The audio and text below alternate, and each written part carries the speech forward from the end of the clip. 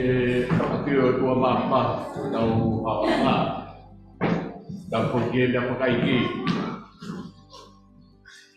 kau dari Rusia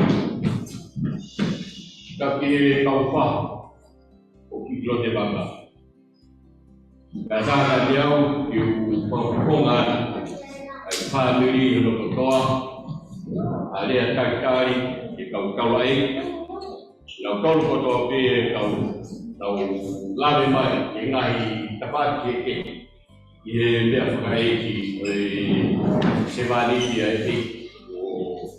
tiga tahu lokuanga tahu dia pemaruan kau dia tahu dia mungkin dia kau lama mai di perhubungan saya apa ini malai Faifekau Kipilote Vaka nhiều người cả cái điều này bây giờ công an của bà Uluaki cái thành phố công và tiền cũng là một bài đi nào về đi để bây giờ mình làm trong cái cao quá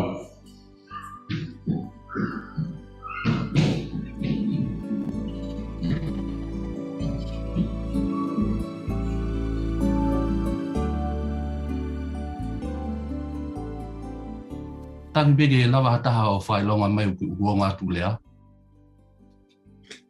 Maro.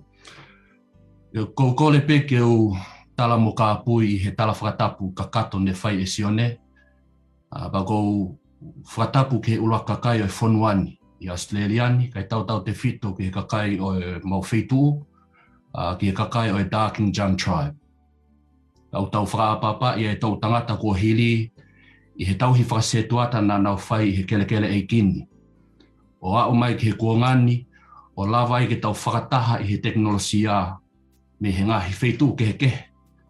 Ko hi koe mahu inga o e ofa, mai ofa ki he whawhonga e tamai koe ni. Ka tā mua mo koe whainga maali e koe ni, ke o whakakakato e Whatongia Failotu, Uluaki Failotu e pō koe ni. Ka o tupe mua ke o whawhiloa ki atu au, he ko ilo ipe o ia e nihi he whamili o I kai te mo lawe I au. Ko ku hingoa ko ke puili waka, pea ko e whohalahi au a sione mo sela waka, pea ko e moko puna lahi tahau o inoke mo whewhi I whamua tu. Pea ko ia e whiwhia lahi I he kau I he tau whamili o whai I he poni, pea ko o tariangi ki hala manga o no mo e maka ko pauline.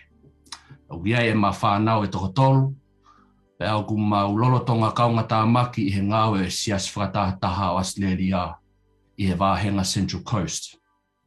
Pe au ku mau whiekau ngā mamahi, pe mau wītou mo e whanau o whaina I he whiawhi whakoroa koen. Whamalo he ni ki he Faifekau, tani ala waka, he whoki ki he Faifekau, Felek Palu, kai o maa Sales waka. Mo e kau whotutu o e polo kalama koe ni I he whakakau ato e ki motu ani. Pea ku mahino au pito ki a te au ai ku tuunga koe sii ka koe sii ange whau. Pea ku iai pe kau Faifekau ke nau whai e tau Whatongia koe ni. Kai tuku pe mua ke huwhanga I he kakala ko whakakahoa ki au e heo tua. O whakakakato halotu mo ha pou e ala tokon ki a te tau tolu. Lolotonga e tō e kaupo ulini I ho tau loto whale. Pea mo e tōka a Kipilote Vaka I he whakalake pā o talia hono houa. Koutui ko e tau whatahataha mai o tau whakapapau, ko e o tua o tau lotu ki ai, ko e o tua mo ui. Ko e o tua o e ofa, pea ko e o tua o e melino. Pea o ku tau whakawhetai ki ho tau o tua, I he ngahi tapua ki kotoa pē o tau inasi ai. Kai tau te whito I he mo'ui o si Kipilote. I acknowledge that this is a time of grieving, but it is also a time of celebration and giving thanks to God for blessing us with such a kind and gentle but a devoted servant of God. Ko ki whailotu ko teu e no pe. E ko lawe I o api e taimi pa mo ngahi polo kalama. A teu lawa peha himi. I ka mata ake tau whakawhea ngai o tau whai mo o tua. Pea ospe ia te u whai haki I lotu. I whakawhe mai e lau maali e maani o ni ke tau ngau e pōni. Pea ka hili ia te u lau hale soni mo whai at peha ki I pou nou pe. Pea hili ia te tau whanongo ki he himi kou tui koe ngahi, koe taha ngahi himi manako o Kipilote. Pea te u whakaosi a ki halotu hufia. Pea toki hoko atu e tau polo kalama ki e whiawhini. Koe whola himi e ka mata aki. E tau whawhamiri e pō koe ni. O ku haia I he nimange au whanima e himi. Pea e toki hoko atu pe ai ngahi vesi I he screen. Nima whanima. Kalistiane oua I loto si. Neo ngoho mo ua he fuu mamahini. Tauhi ho loto lahi tuku ho ilifia. Okei, sātai pea sātai. Te ki liua ia.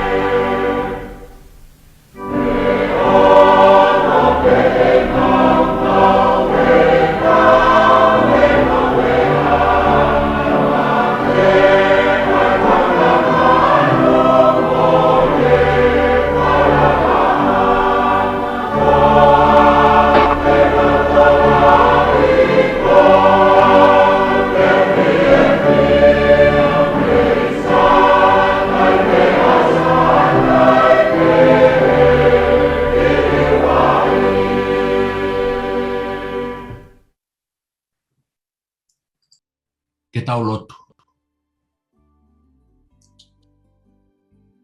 E sihova siaila koe tae maha kulea ka koe tolu taha I tākuha o wha mo e melino.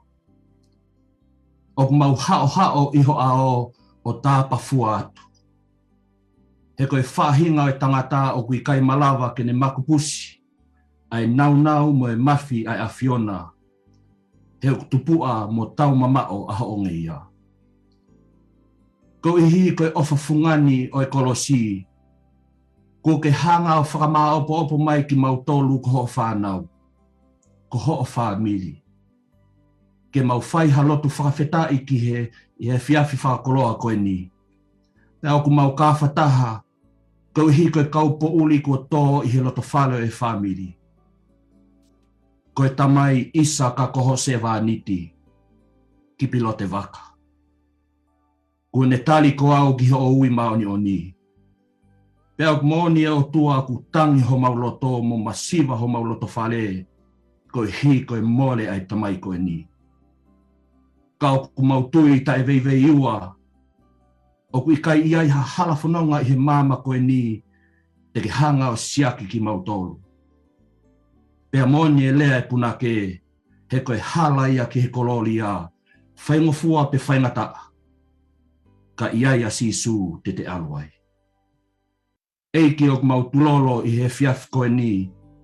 Ke whao whale I a te mautolu. Pea ke hanga I fofonga ki he lotu te mauwhai. Mea mai ho lau maali e maani o ni. O tatoka I he loto e whahu. Ka mai ulmotua. Witau mo si whanau o whaina. Ai family mo e kainga mo e ngahi kupu whekau aki. Ke mau mau hanonga mo hawhie maari. Tāpu ak mai e ngau e whiawhini. Si kau Faifekau pa mo e whekau whakalau maari e ko teu. Ngahi manat meli e mo e polo kalama ko whakatu u. Pea tuku ke hoko e whiohi whakaosi te mau whai pa mo e tamai ko e ni. Ko e mau mata i koloa. E tātongia iho mau loto mo e atamai. Pea ke hoko ia ko e poutuliki mo e pouama. Ke mauunga ki ai. Lolotonga ai teu whakamaawai. Pea mo e si Kipilote. Ko e ni ai lotu mo e hu o ku mau whai i he hawani. Ia sisu kalaisi ka ko mau whakamo ui. Amen.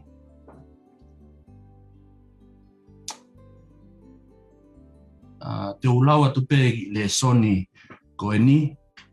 Ke he Uluaki Failotu. Pea ku haa ia i he gospeli o Sione. Gospeli o Sione ne hikitohi ne i he wahe he tawha. Pea koe vesi Uluaki ki he vesi ono. Pea te tau hiki me ai ki he vesi wa fitu. Ai o pehe o no whakalea. O wana tuku ke puputu ho mauloto. Tui pikitai ki he o tua. Tui pikitai foki ki a te au. I he api o e kutamai o kulahi e ngahi no whaanga. Kane i kai, pehe ko o tala ki a te mautolu. He ko e ku aluni, ko e ku alueni ki o teu hapotu mo mautolu. Pea neongo teu alu o teu hapotu mo mautolu. Ka aku o teu haupe. Pea teu mau ki mautolu ki a te au. Ko hi koe potu o kou iai ke mau iai foki. Pea koe potu o kou alu ki ai o ku mau ilo hono hala. Pea lea ki ai a tō masi eiki. O kui kai te mau ilo pe koho mea ki whē. Pea mau ilo whē ai hala. Pea wholofola sisu ki ai. Ko au pe koe hala pea mo oni mo ui. O ki kai hau hataha ki he tamai ka i ene fou i a te au. Vesi wa fitu ko eku alueni. Kau tuku ha fie maalie ki a te ki mautolu. Ko ha fie maalie a ku o kua whaki atu ki a te ki mautolu. O kui kai hange koe whaki a mamani a eku whaki ki a te ki mautolu. O wana tuku ke puputu ho mauloto. Uma a haane mana wahe. Amen.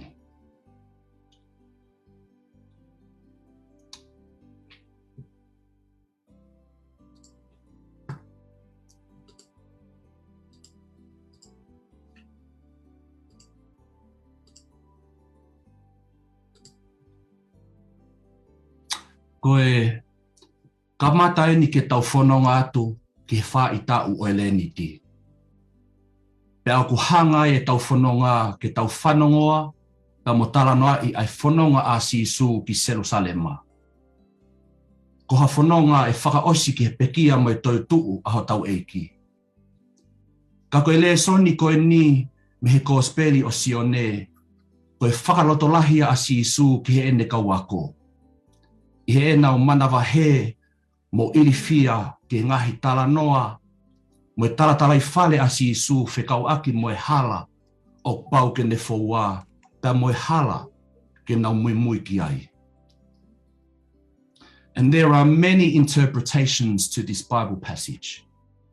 E tuku pe mua ke o to'o mai e poini e tolu. Ke whakamau ki ai e tau whakakaukau mo ne o mai hawhie maalie ki a te tau tolu. Lolotonga ai mole ai tamai koe ni. Uluaki. Koe palo mesta e ngata ai eiki ki he nonga mo e whie maalie ta e ngata I he tui. Yes, I know that this is a deep day of sadness. It is a deep day of grief and a day of mourning.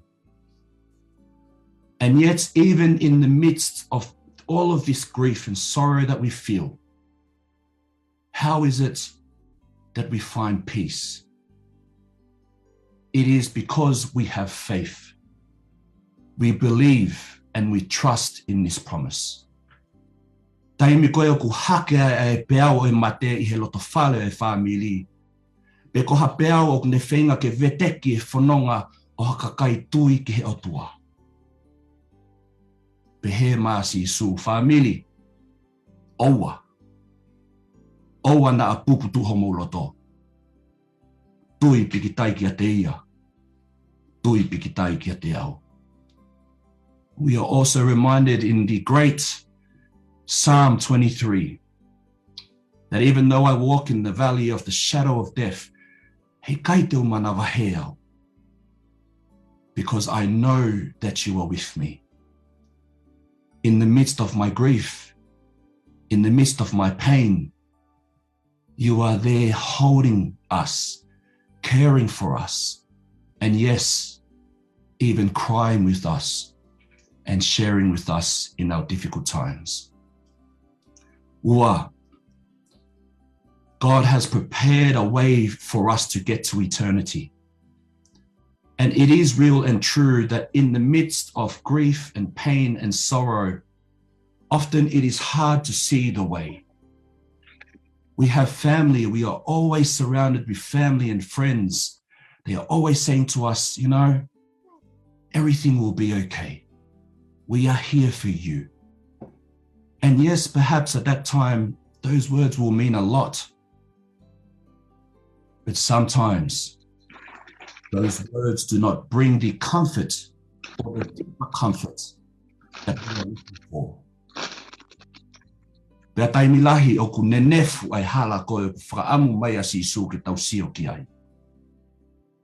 But again, as Jesus does, he reminds us that if you are looking for the road, if you are looking for the pathway to peace, do not need to look further, but look deeper. For I am the way, the truth, and the life. Mo'oni koe hala whanonga o tau whauā, koe hala whanonga whataimipe. Ko ha whanonga o hakau pilikimi, koe mui mui I hala o whakawheao mo ho tau eki, mei taimi ki I tāniti. Oin whaka o si, wholofola si Isu, ko eku alueni o teu hapotu mo moutolu. O tau lau I he toi tapu, I hanga e o tua o whatupu a maamani mo universi. Aho pe ono. In 6 days. Pe au tau mamata ki e whakaofa anatula. Pe ka pau te tau whiwhili, ka pau o pehe ai ngawe ai o tua I aho pe ono. Hua no ai tau e waafi ko maliu atu. Pe mo e teu I ai pe sisu, hapotu ke tau foki ki ai. Pe mooni e lea e whiwhine vavau, I ene mamata koe ki he vaikolatai I ene pehe. We! Mea whakaofa mooni. Tāne I ne I ke ulatai au. Pe koe lau a whiwhilahi ene pehe, mea whetapaki mooni. Koe potu o ku masani. Ko ha masani, ka ko ha masani ane whau. A rich man once said, if I am promised much more peace and a place or a house that has been built and continuously being built over 2,000 years, I want that. I would give up all that I have just for you to show me the way, and I will go. Famili taimilahi o kua ulawa atu ki fuamotu. O ewa atu ki o tau api tuku hau ko haamuni. Pau kou manatu ki he taimi nā matala noai mo manu nā. Pau kou eke ka manu nā. Pe koe hae uhinga I fo I lea koe ni koe haamuni. Pea pehe manu nā, koe uhinga I haamuni, koe haa toa, koe kau toa. Koe mātua ne nau ngawe mālohi, mo whai oski a velenga e nau whatongia I he whamili mo e whanua. Kai hili o e nau whai whatongia ki he otua mo e siasi mo e whamili, mo e kainga. Pato e whai atu e whekumi O maua I e tala noa koe ni me taha e ngahi mātua e whanua. O pehene ne whakamatala. Pehe tokua nei ai ai kaupālangi na nau evat ki whamotu. O nau awhea e apiko hamuni. Na wofo mo mawhana. E sio ate kau mātua. E nau ngoe mo ngawe mate aki. Mo tauhi ai apini. O ne whakahingo ai apiko ni ko harmony place. It is a place of harmony, a place of love, a place of peace, as they watched our ancestors work together in harmony, in peace, and in love. Koe mahalo pe koe tunga lea whakapālangi mau whakakui, nei kai ke fusai. Pea na ui ai pe ai api koe ni ko harmony, ko he harmony place. Now nofo whakakaukau loto ki na tula I tamai koe ni. Na e hāsino mai I he toonga mo ui a Kipilote, otherwise known to us as Dayon ai mo ui harmony. I he taimi na e hanga mai e ngahi whiri o hangeha mata I helu. Fotu mali peia. Taimi na e ui ai ki he ngawe siasi, ngawe mate aki, ngawe oski a velenga, fua kolosi pe, ki he ngata anga o e mo ui. Koutui e whamili o kui kaipuli ai ngahi mea ofa mo e tale niti na e whaoaki e otua I he mo ui o Kipilote. One of his greatest gifts, I believe, was music. I remember when I used to play the keyboard with the Hepsipa youth. Taimi koena e whakatua e nau ki Vaaheni, Australia. And I taimi lahi nā ku alo o tā mea mo nau tolu. But taimi ko iau kei si au pito atoa ia ka mo Eilani. And I don't think Daniela was born at that time yet. But I remember all of us, Harloti and Kathy and Nav, Mosese, Sana, everyone of the family, a family koena nau I Australia ni. Mau me ako tā mea pe I he aho kotoa pe. Every day we would have band practice. And so Dayon would just sit in the corner and watch me and see everything that I was doing. So one day when we had a break from ako tā mea and the kids would run out to play, lue mai a Dayon Sio. And he said these words to me that I would never forget. Tuko e whakapiko he tā mea. He oku hā mai iho tā mea whakapiko, ai mea oku iho loto. Koe lotu en. Taimi lahe o kou lele atu mo te hina a Viliami o tā mea mo hiwa I he ngāhi siasi. Pa me ngāhi mama anga kawa tonga. Au kou whiwhile kakai pe koe mapoto he tā mea, koe mahoko ki a hai. Faifekau ke fuskola e tangata e ki pa pehe mau hoko ki he tawhako mau whae. Tau ku whakamahina mai ke aho ni tau ku hoko au ia ki a kipi. Ko e tangata nā ne teu I ai tangata haamuni ke whai e ngawe ai otua. Whai aki e osinga ho mo ui mo e loto.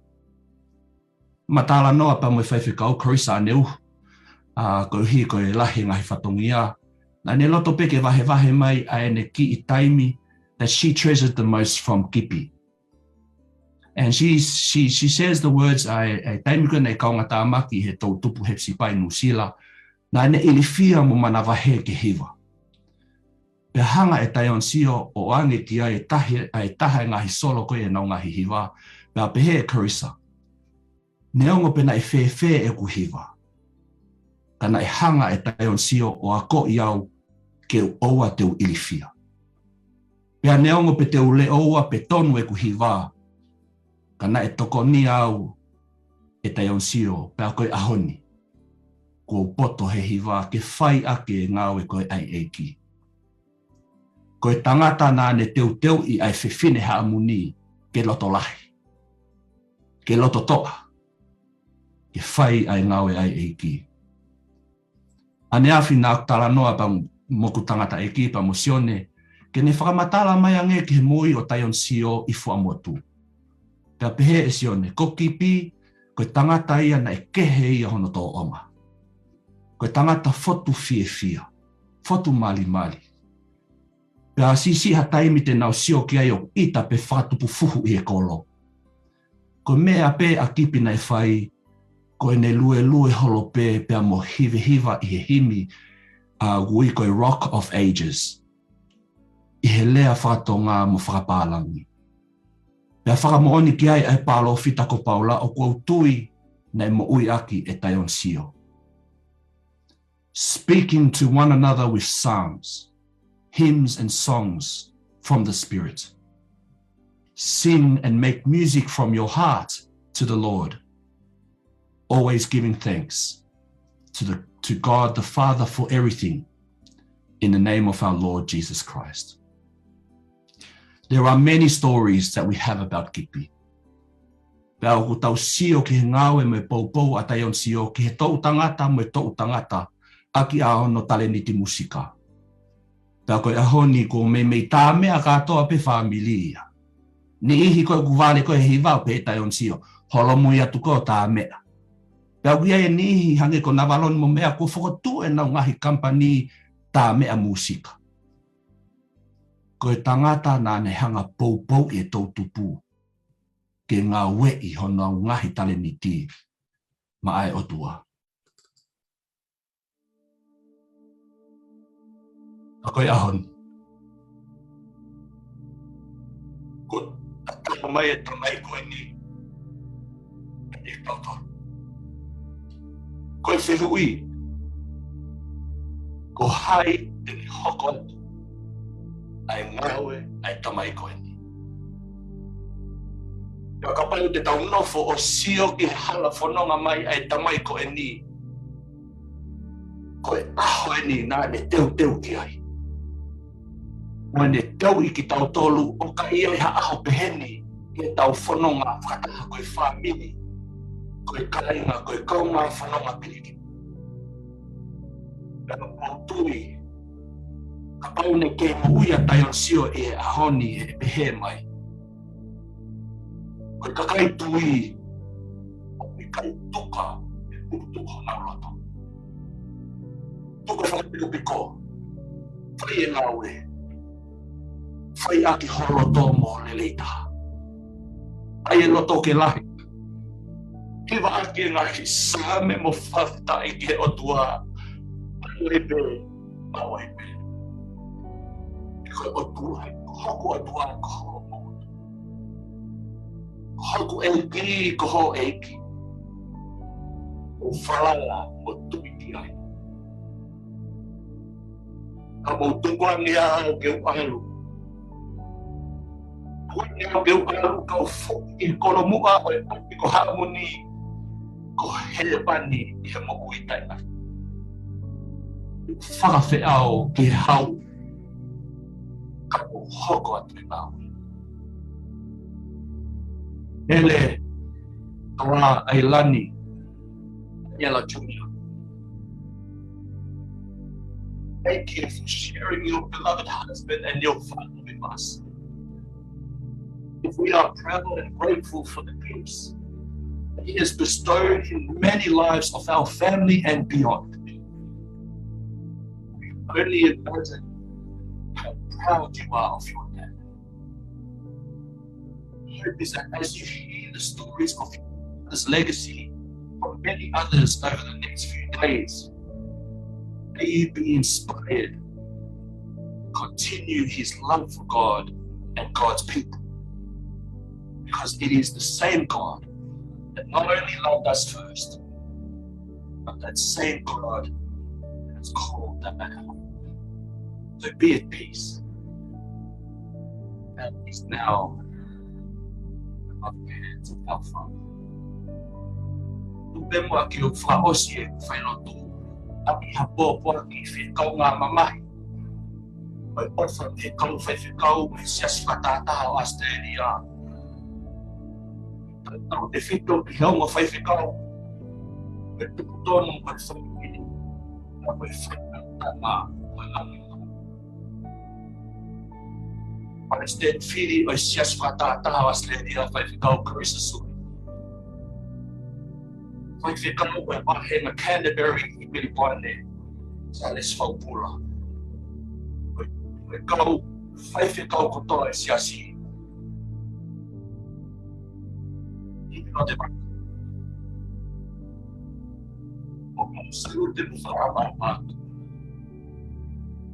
Pati po mo ang tuma o kakalaw ni. E porque tau ai tau lelei. O que lawan ai whapua. Whamili o na kuputuho mo loto. O tui pilitai ki a sihawa. He goia ai hala ki he nonga mai whiemani. Ke mo i tai. Walawa tai o si. Tuka he nonga mai whiemani e o tau ki. E tau lotu.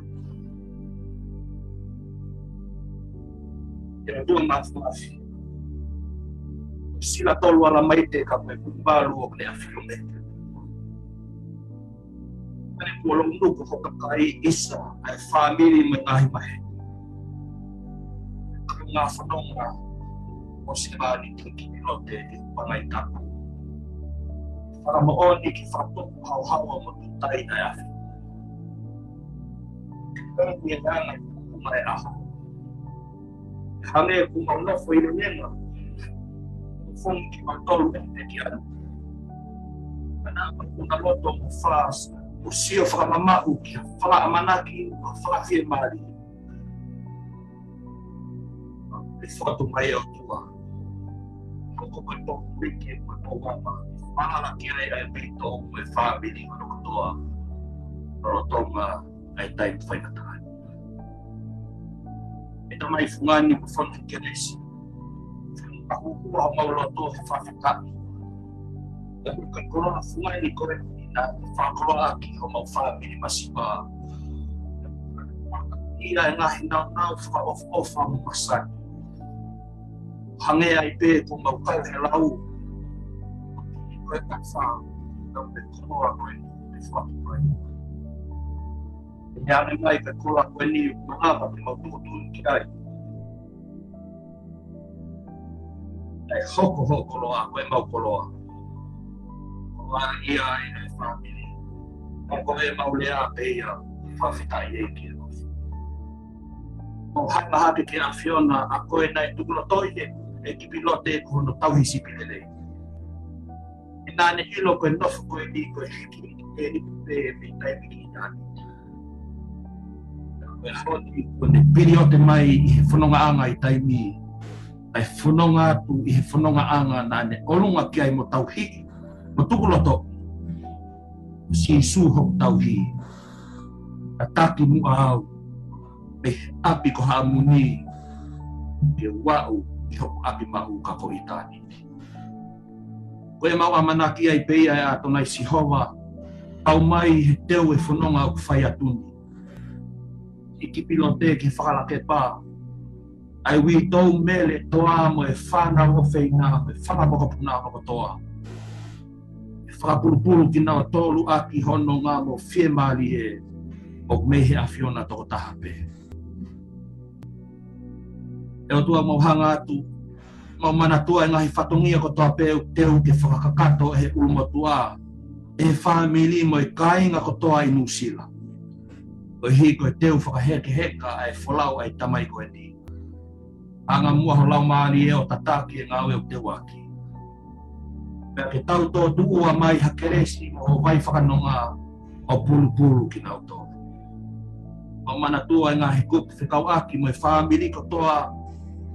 Mi kai te nau lawa aki Nusila ke kau i he whakaheka o se maari ti. O mi hanonga ma whie maari e kia teka. E ki lei mo hanga, mo whakamalo. Whainga maari e koe ni ke mau kāwhataha e tari uri o whai e tamai koe ni. Tau mai a nei whakahoko ki mau tolu aki ha whainga lou whau. Nei whakahoko ki mau tolu aki e tātaa o ho alo. Mau hapai atu ko mau whamiri hono kotoa. Tau mai he kau Faifekau family mai ngau e ko feian na tau fono ngai pe mai afiona ta puak mai si kau Faifekau mai ha tau lai ai fahu mo kina mau tolu hono katoa mau pe hoko ko mea ngau e lang ia pe ho wafa i ngai ngau e kotoa pe te mau fai aka ko ni ai lotu mo ya ki lotu tatau na pakakakato mai e lotu me huok fai wafa sisu Christ kako mau fabo.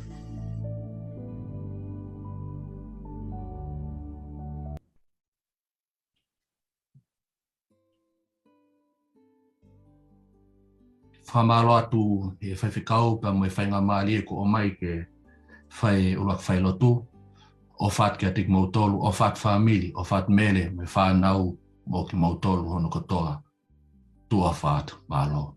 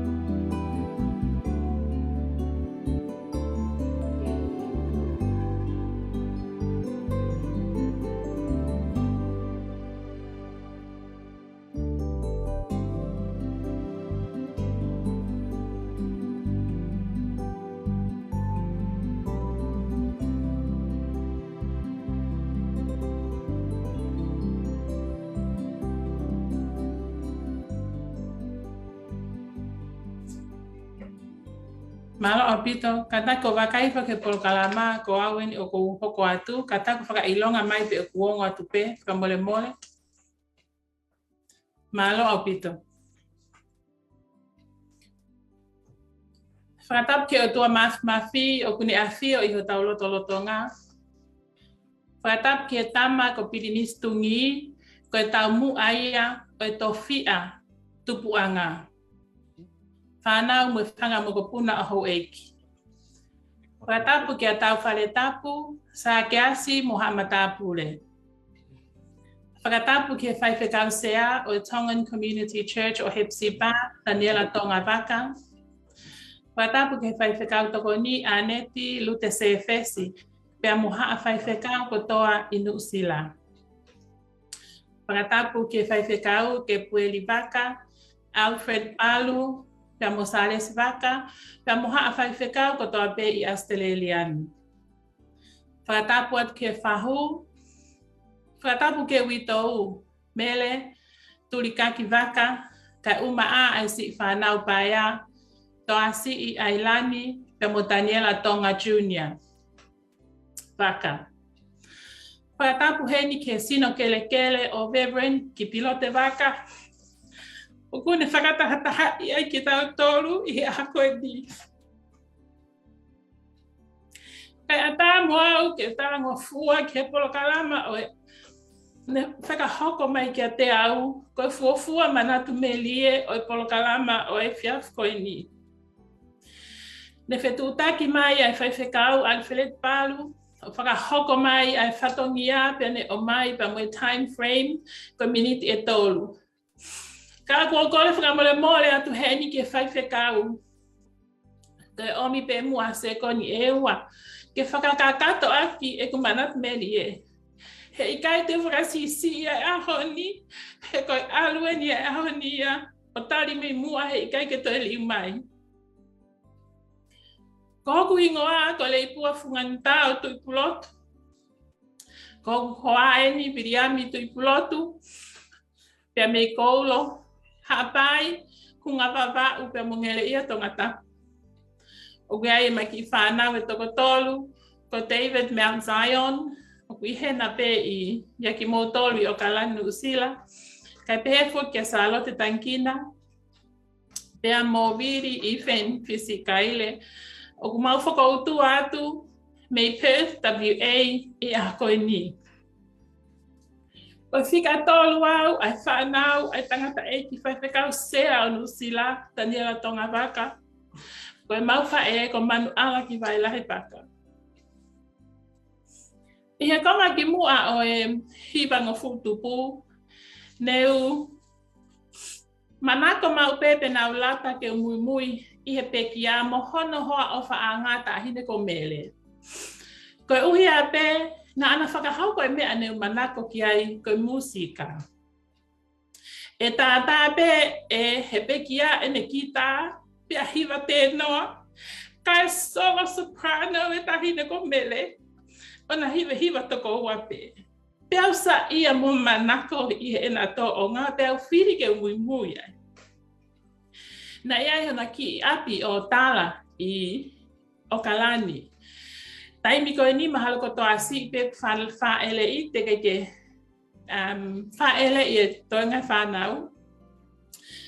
Na aku whia ma upe ke alu ma upe ke api koe ni o Kipilote mo mere. I e taimi ko toa pe na ana asmai ki o tahuku ki o mau api. Ne whakawaiwawe ke alu ka kipi, o talange ki ai, alo o talange ke tangata eiki ke Daniela, te ke alu koe mo au ki api o mo wā ke tau o mo. Pena e whai a kipi ki ai, o lava ke tukuangi mai au pe mi api, ka mau alu atu ki whanonga kuna o api ki o tala. Ka uhinga pe e ua na e whai a I kuhola, Uluaki, ko e kuhola he pui, mo cleaningi, mo whakamaaho mau api, pe aua ki ai, ko e ku manako ki he na hive hiva, mo e na tō onga I he musika, he na manako whoki ki ai. Na e whaele I pe au hufanga e whakatapu I Nusila. Pena I keike fusai lele e gulea whakatonga. Ka I e ku kei CCI, na aku mau loto e au e u hiva whakatonga atu I malakaho, pe mo nanse lomu I he taimi ko ia. Ko hana uhi ngā, he ko ngahi whasi manako e ni, e tamai ko e ni na e tā mau pe hono api, pe au pick up e au ai e ngahi lea whakatonga. Na e hanga he tamai ko e ni, o toko ni ho tare niti, pe pehe ki o tau ke te salote pe mo hoku tonga ane sinamoni. Ne mau hiva pe api o whai mau ngai practice, mau lava toi ki apsia siko ni loto whale ia, o whai ai e mau hiva. Pea ko taimi kona e whai ai e mau hiva I apsiasi, ko maa whana ko ki awia. O hiva awia le olahi, o drown out e au e tunga ane pe mo tau ke te. Pea ko whai e mau whoki mai ki api, ko omi ngai feedback me he family, tala mai ke fuule o lahi, tuku hifo ke ase ufaha I. Nā ku siofi e fofonga tamai ko ni pe ko haa ne lea e whai mai. Nei kai ke whaki mai tamai ia ko ni ha lea. Ha lea tuku hifo ke wongo I kia te au, he ke te fie hiva. Nei kai ke ita ia ka te au. Na e toi a sili ai, e ne whaka ai hotare ni ti ke tu unga. Na e a upe ke confident I he hiva, I a whahinga whonga pe ko e tā mea, pe ko hiva ta e tā mea, pe ko e tu o lea. Na ane whaka ai au. Pe au tutupu hake pe au o pe he to kua ko no molo pe ia e taha ko toa ke ne mau ai whahinga skill ko ia. Ko lea e tamai, ko I ni na ane o mai ka te au, ko ho tu pe o hiva, pea ke hanga ki mua o wato e sio ki he mamu matau, pea mea mahu I ngā oua e matai lau noa, hufanga e whakatapu. Ka inga ko ako naki ko I ni na embedded ia ki hoku ki, poko I atamai. Mau hiki mai ki o tahuhu ki he metotisi, seas metotisi ko I ni o tahuhu, mau hiki mai pe me lot whale ia. Tai mia na e Faifekau pule ai toke tā. Faifekau toke tā Alfred Mone. Ko e taimi ko ia o ngahi drama mo skit, o ngahi pot ngau e talavou ke he o okalani. Pea ko e Faifekau na ni whakahoko e mau ngahi drama ko e Faifekau ko reverence I whahingano o kune I Amerika he ngahi ahoni. Na e lava ke secure e au ai ngahi main character o drama, neo e ku keita o CCE, peo hoko au o whakafofonga i asias metotisi o tahu he ngahi tuunga ke o drama, neo e ku na e toko lahi pe tamai lelei, toko lahi ma tamai tale niti. Kana e whiri kita ke te whakahoko ai ngahi tuunga koe ni, aki pe ai foundation na lalanga mai pe me api he tamai koe ni, i he ene tokanga i kina whakamāto ato pe oskia velenga ai whakahoko whatongia ne whai. I he konga ki mui e hipanga futupu na e whakotu ai he Faifekau kone mama o atu e Reverend langi ila was. Ai kulupu evangelio whakakato ai sias metotisi tonga i o kalani na e ui koe whetuu, pongi o Aotearoa. Pea koe pekia Kipilote na ane taki tā mea i he kulupu mo taki ai youth. Koe taimi whokieni ne haha molofia ai mea lea, ai kita, ai kipoti, ke hu, ki he loto Failotu, i he taimi ko ia. Pea fo'ou, pea moe mea koe action song, hiwa whakatātā, i he taimi ko ia. Ko mana tui pe te waki ke mawhanonga atu, tala mai he tamai koe ni, kia te au, alu o whai whakamāto ato hiwa pa mo action song, oua te ke lau noa, pu whanga whakatapu, he lawa pe ke hoko koe koe whakawhai taki anga ki he toenga o e whanau he youth. Pe koe mea pe he nau whai.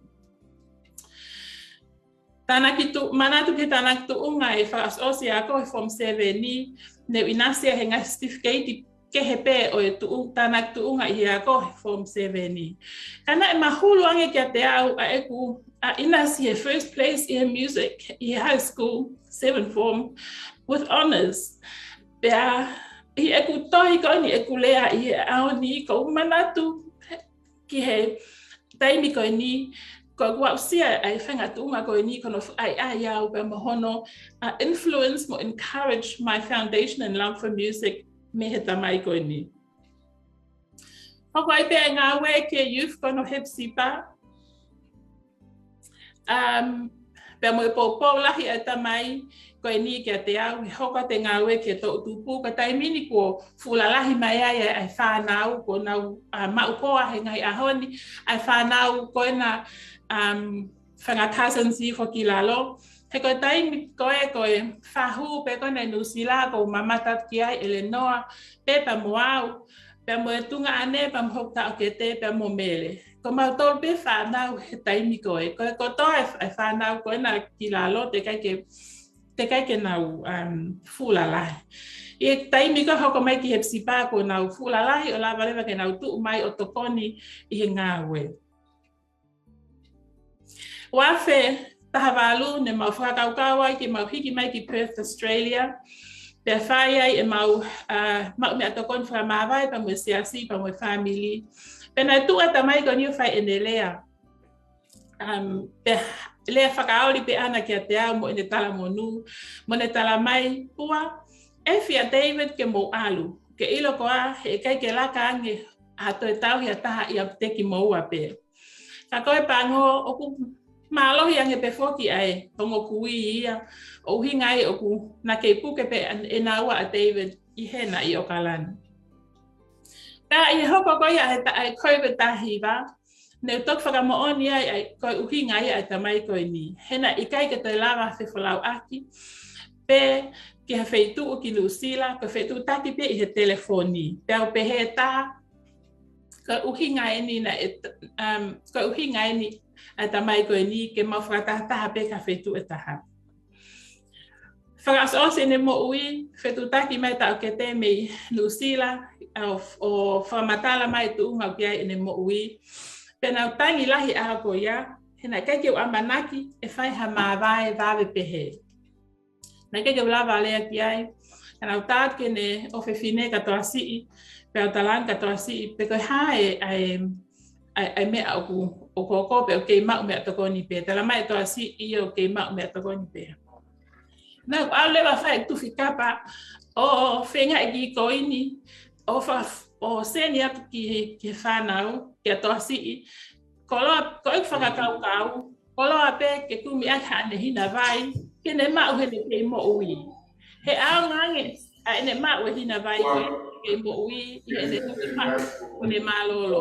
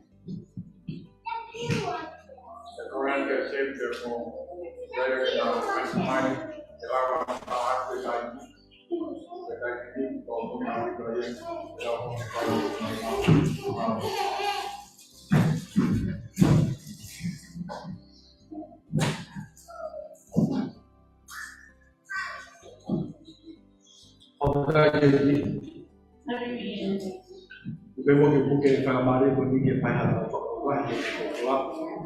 Se cai que eu estou faz batata pura, faz tudo aí, sai, faz aqui, funciona. Aí não vemos que o falar com ele vai ficar lá batata pura, tá bem bom, aí que tá, quando falar com os pés que se eu aí semua que o malangai é popular, pada dia bahu, é foki, apa tekal, como é que parece, que falar o motor, ele é mais popular, porque kita itu ada tu baik bahu, boleh, pergi ke minit ke waktu, dan o kamu pergi utara musuh, esse minit ke waktu apoiar, que faz bem a falar lagi. O mar é o falar que rebentou, que caiu uma cotola, que mochila. O moa que o faz aqui pouco falou lá que está todo de popular. Então eu dei a pessoa na casa, eu lá vejo no tarro, que vejo no tarro tu, ele faz aqui pouco no viagem que eu falo lá. Lá pessoa na casa, vai no falo, vejo no tarro, que está feito de kata dia besok tahu, kau alu info ai email lagi, ia mama, boleh reo oi angin lah, boleh meria ai otua, kau pekia, ia kalaisi, moto, ya kau kita utol mo hui motoe, hak ke fakataha mo kita utol, hengahi au, fakafetau lagi ki ata, dia pehe, tau ki otak ngah. Besok dah malu, oia mo fe toto fe maria aki motor e na real. Tu me faz aquilo não e também ao fazer aí que ele corre e já falou, não má. O ico é também o que corre tá tal mais. O mais é Faifekau falou lá que ele motor e o pau que mal fogo e me fogo é também. Ao falar que a minha igreja mais de malton, tu que eu vou falar lá, fly time, o poro, ele malton não botou, e a celerian, ele foi que não botou e eu, aí a lei molanglando, o que eu faço?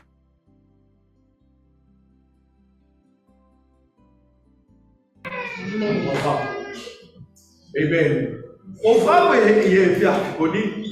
O famalo que aqui quando tu que até o faz mari quando eu cau quando palangai pô aqui mo que palangai pô lá que a roupa atual o lingua olha tu tá muito tá isso o mulher mato bem que moto é que tá agora rapaz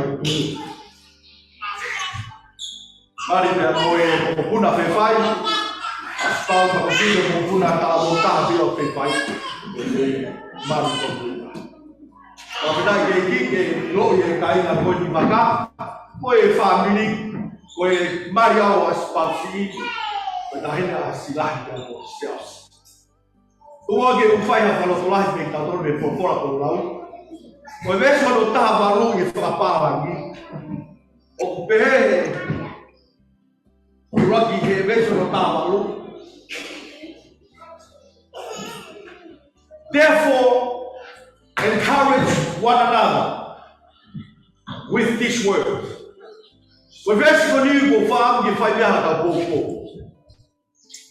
Therefore, encourage yourself to one another with these words.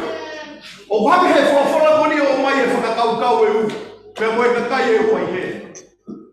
Koe kakai koni whamatala e whawhora e hau kia i tiko kakai kona o mate, pia moe kakai o kona o mo ui.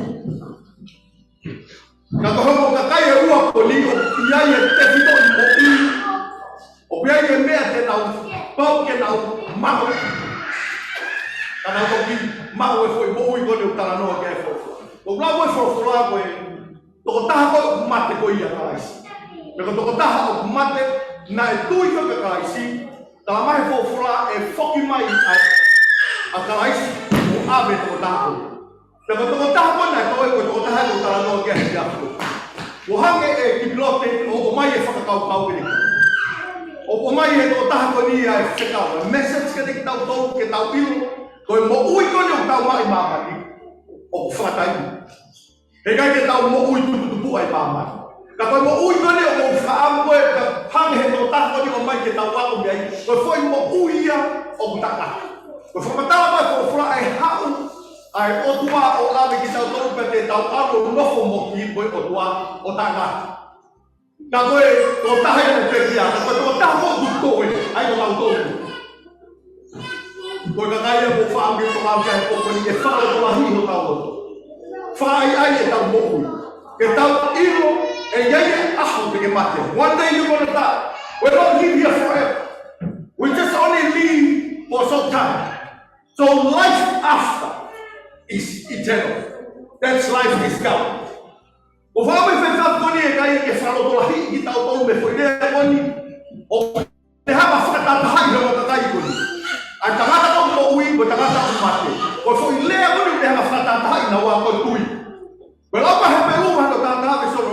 Without faith, it is impossible to us to please God. Kapag hindi niya hatuloy, faya ta kinig tao ko kita fluffy mali ya ay otua. Ito ko na so hanowa, beso no value talamay. It is by grace we be saved through faith. O mahui na pinag kita ko ko no mahui. Ko kipilote ko tao. Ko sana kipilote o may tao na ko. Ko mate, ko pau kita tuyo. E koe kakai o e hako karaisi o awe, koe kakai tu, koe koke kandel ma whawhanoa he mauloko ka pete ko si. E hako karaisi o awe kakai o moui ma aunion, e hako karaisi o awe moui whenāpu, e hako karaisi o awe tangata moui whalo. Koe tangata ni o hawe o tuakia, e koe kakai o hako tua awe, tangata o kumate na e tui ia karaisi. Tawai ko frasio ma tome sano he na e ofo pehe ai o tuaki mamai. Na de fuaki hono aro tope na me fa. Ko uhi ko ya e tui. Ya te ya. Hei tai te de auha, ka te ne mau o mo ita. O fa ko fa ko ni e ka ya fono. Ko tangata ko e foki mai a sisu, ka tangata ko e foki prote. E foki mai he tangata ko ni na e tui. Ko pa ni e ta mai o e ko ni. Ke fa se ta maki sia ka isi e aho e ko foki mai. Kai o ku vale ai ko foki mai a sisu. Tapi tak tahu apa itu jadi tak tahu family kita uhanga whakapapau o hayo ke tuiga. O tonga foku tau tupa ke family lo, tau tupa ke lo. O wena kayo o kukehe tui te moe ilo. Le tama foku na hai kapau, lopa mai baru, hoa fulu be te to ima. Vejo o fulu ni talamai, kapau te tau vete ho tau mutu.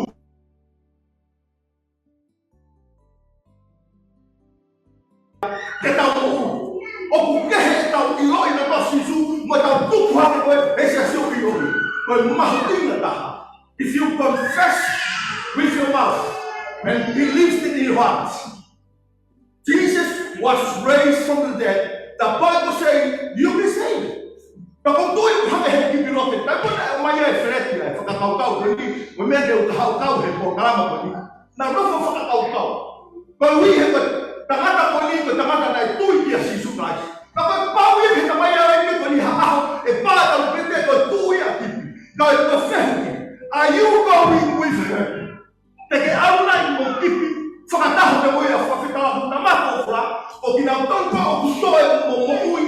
o tui ke sisu.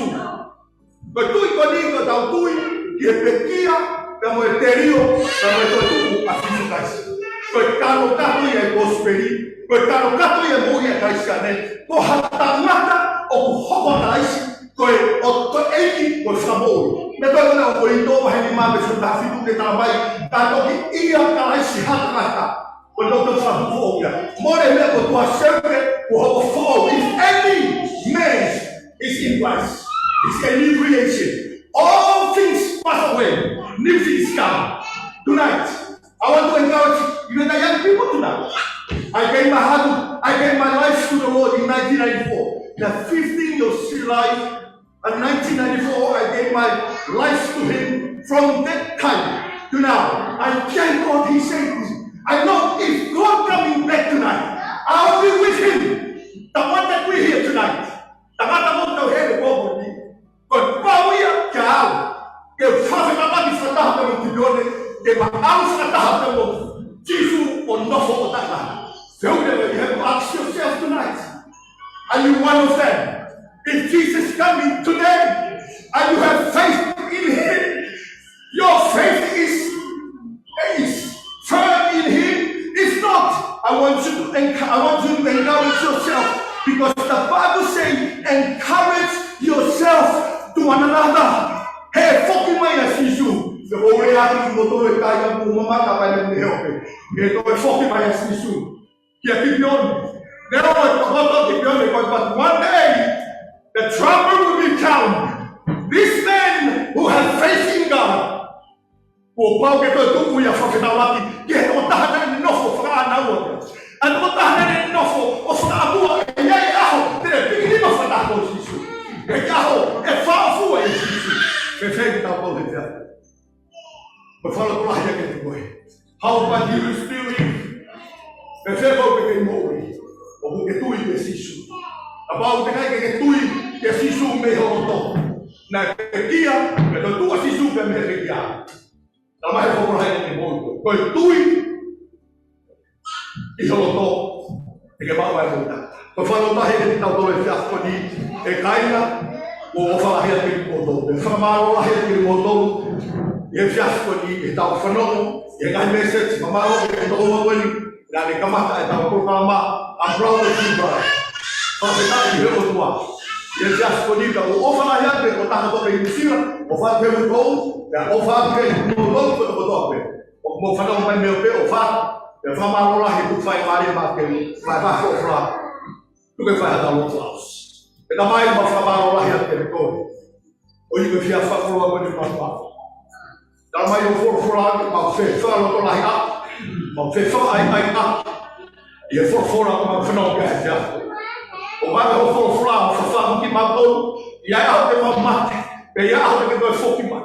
Da bom tem mal que mo ui ho foque mais. Tu mua que mal fora papá e já foi.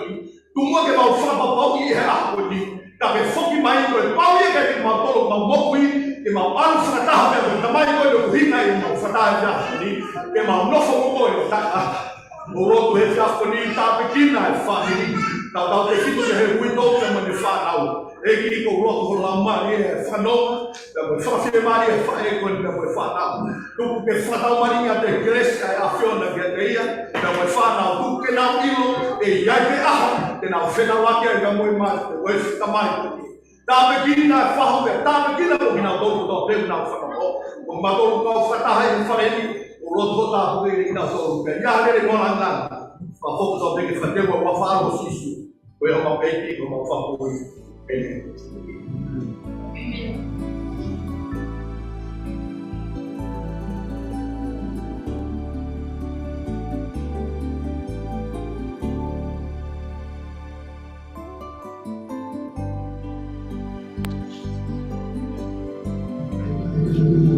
Are you still there?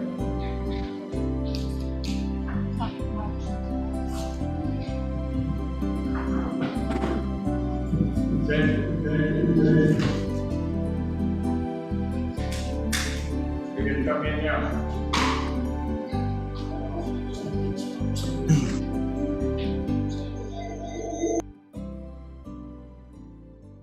Ko le peke u hufanga whatapu ko ose ono whakime moani. Ka tā mua mo ki tamasita I loa ko au, ke whaata ki manat melie. Whatapatu ki Faifekau sea sepsipa Tanila Vaka.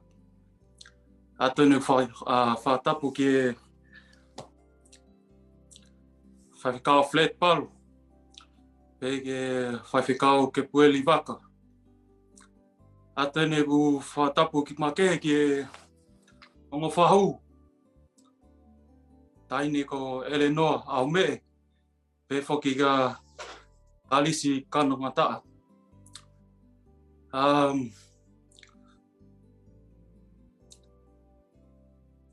Atene whatapu ki witou. Pe whoki whanau paia. Atu ku whatapu make ki ngai whamiri me ngai maheni ko toa pe. Ko hanga Kipilote o whatatahai ma ki tā tolo he whiawhini. Ka tā mua mo tau ke whaha ki Talanoa manat melie ke tamai ko koe angkolo ko ni. Ko ne tatau mai. Kipilote Vaka. Malo he ngai ako naki ko tō pēko ke whai mateo. Malo he ofa. Malo he ngai ngawe whatamai ko ke whai tek matolo no kotoa. Honga ka tek matolo. Ko ika ngai ako naki ko tō pē.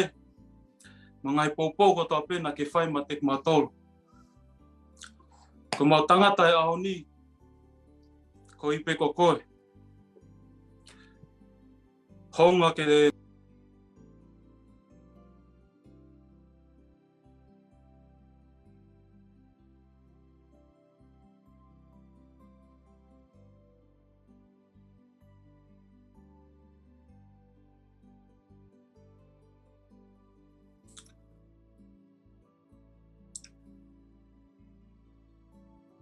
moi ape.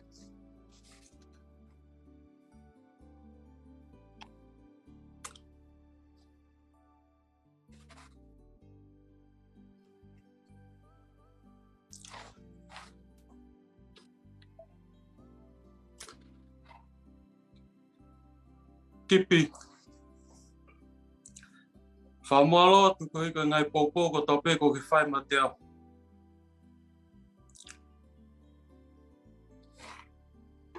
Na kike ke lau.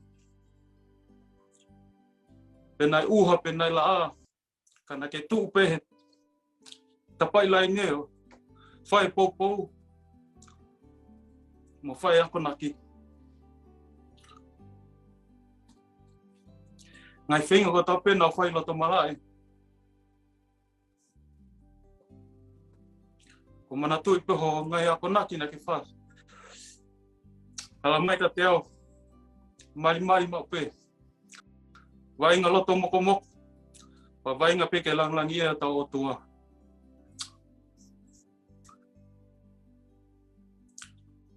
Whamalot. Ko ke tatau mai ahon.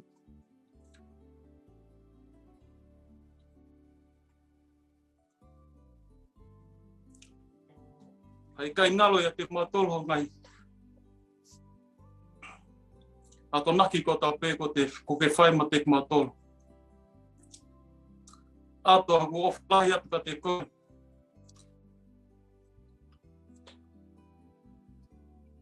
Ma te au pē whoke hoa. Moi David Maria.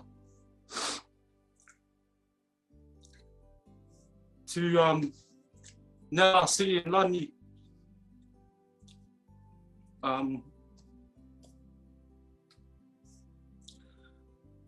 I love you guys, and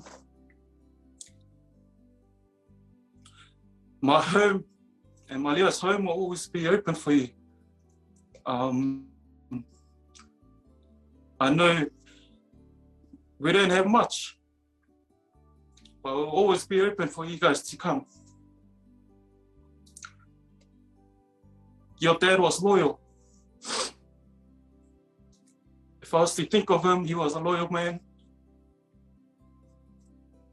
He was the meaning of family to me. He supported anyone who had talent. For you guys went through music, and I went through a different direction. And he always wanted to support those who are always working hard towards any career that they were trying to achieve. And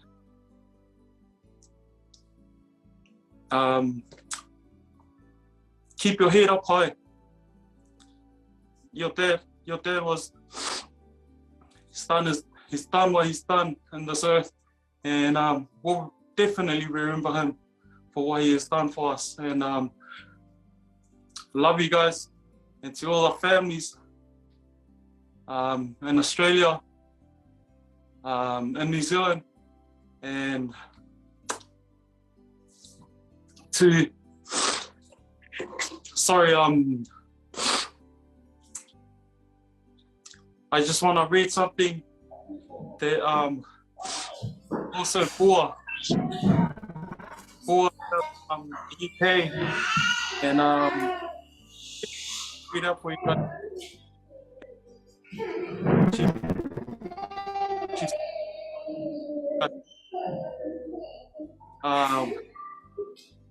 To my music inspiration, but mostly to a loving uncle.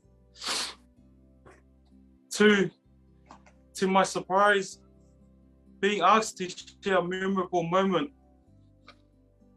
of you, only highlight that stood out for me to this day was your infectious laugh and gentle lectures during practices.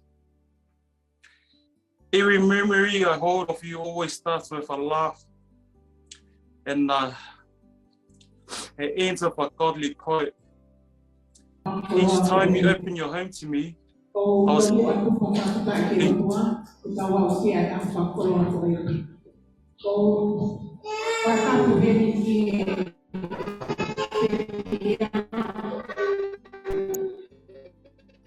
Kipilote Vaka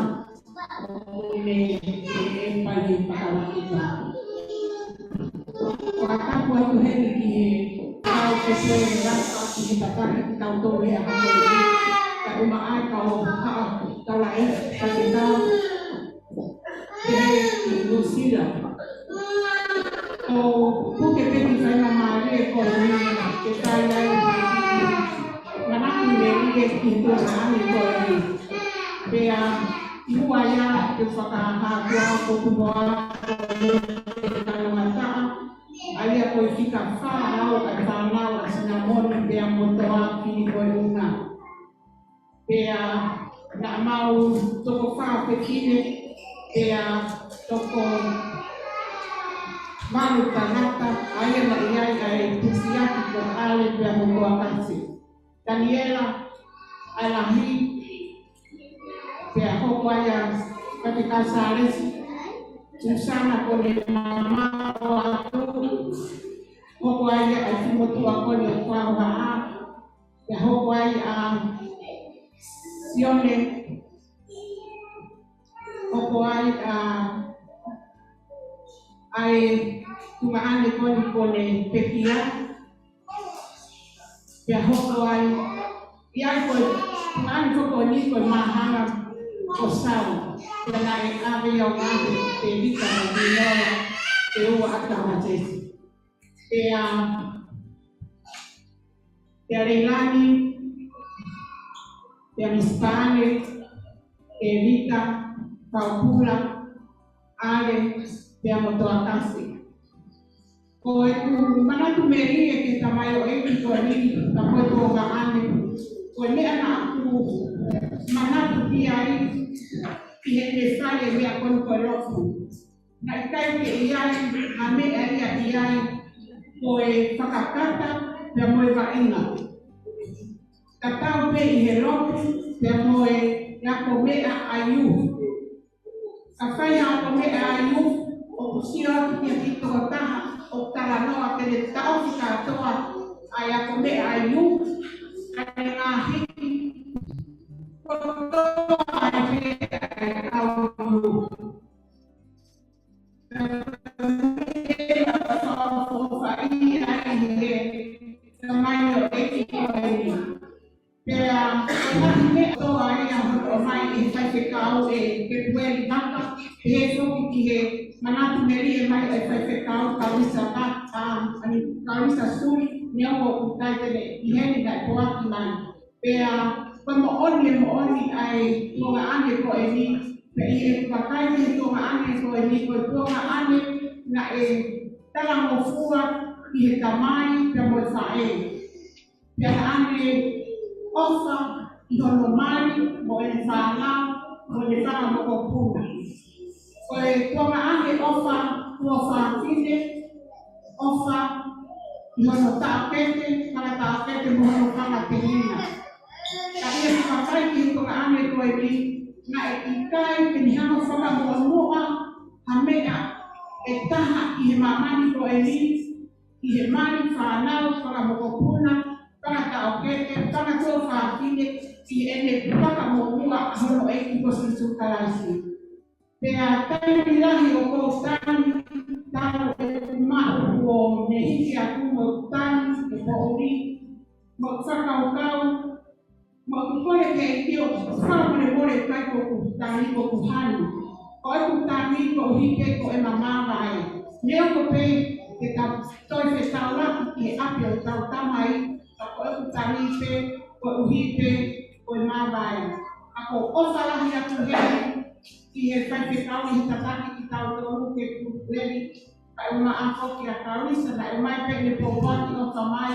Ofalahi atu ke tau Faifekau, me ko ofalahi atu ke te toi, ka e uma a toa, lani, pe he foki ki a Daniela, ko whakamoko pūnati.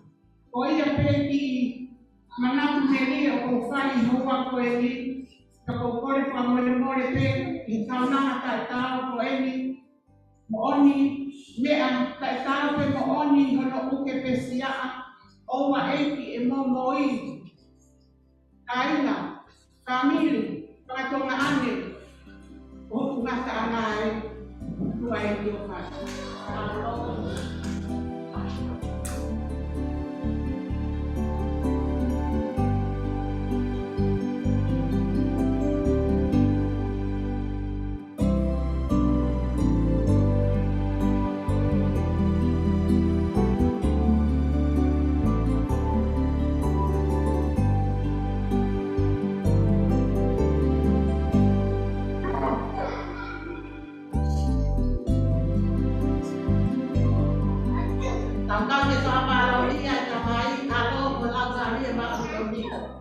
E kai te toi whakaroroa, koe tokolahi eni o mau whamiri, osi o atu e lute, pia kokore peke mufanga ia moko e Uluaki Failotu, kokore peke mufanga atu ai.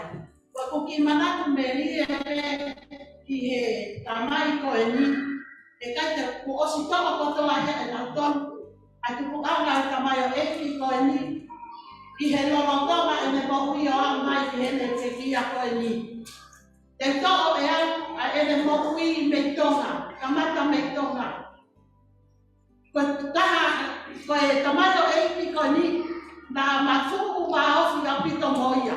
Pa ko e me mohui i tonga, koe e me a pe koe popongi, mo he kai e toi aha. Koe ne e riaku pe to'o ki tā kini, o anu ke ngai kalapu, o anu tā mea rea ai.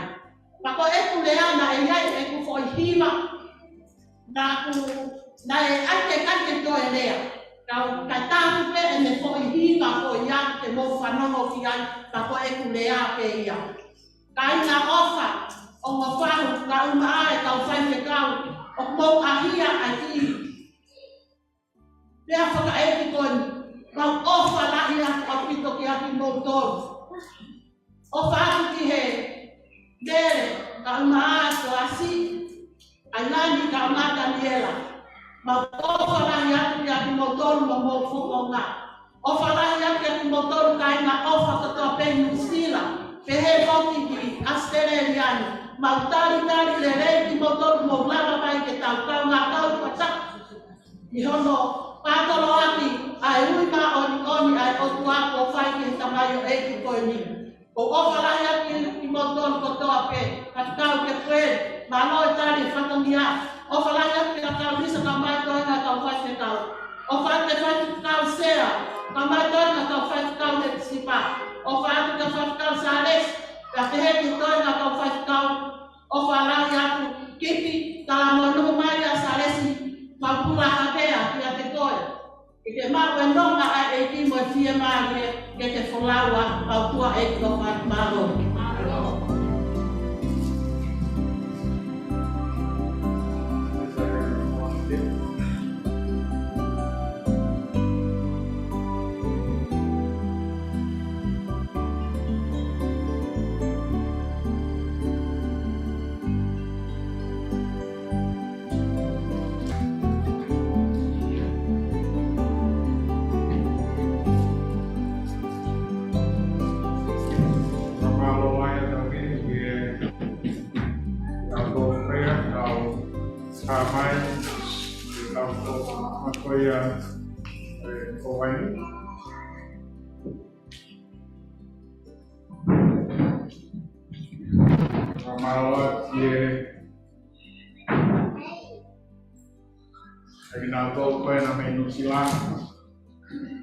Porque pangate ngai pakatap ko ape ko sama paki kasa ni pakaka to atu ai ko kala ma e pia pini kamalo ai te siasi ko Faifekau sia ka mai to ka Faifekau ko ya sila ko farma ko mai te mau kau atu yo no kamata Prai he ko folau tanga dai Faifekau Kipilote Vaka.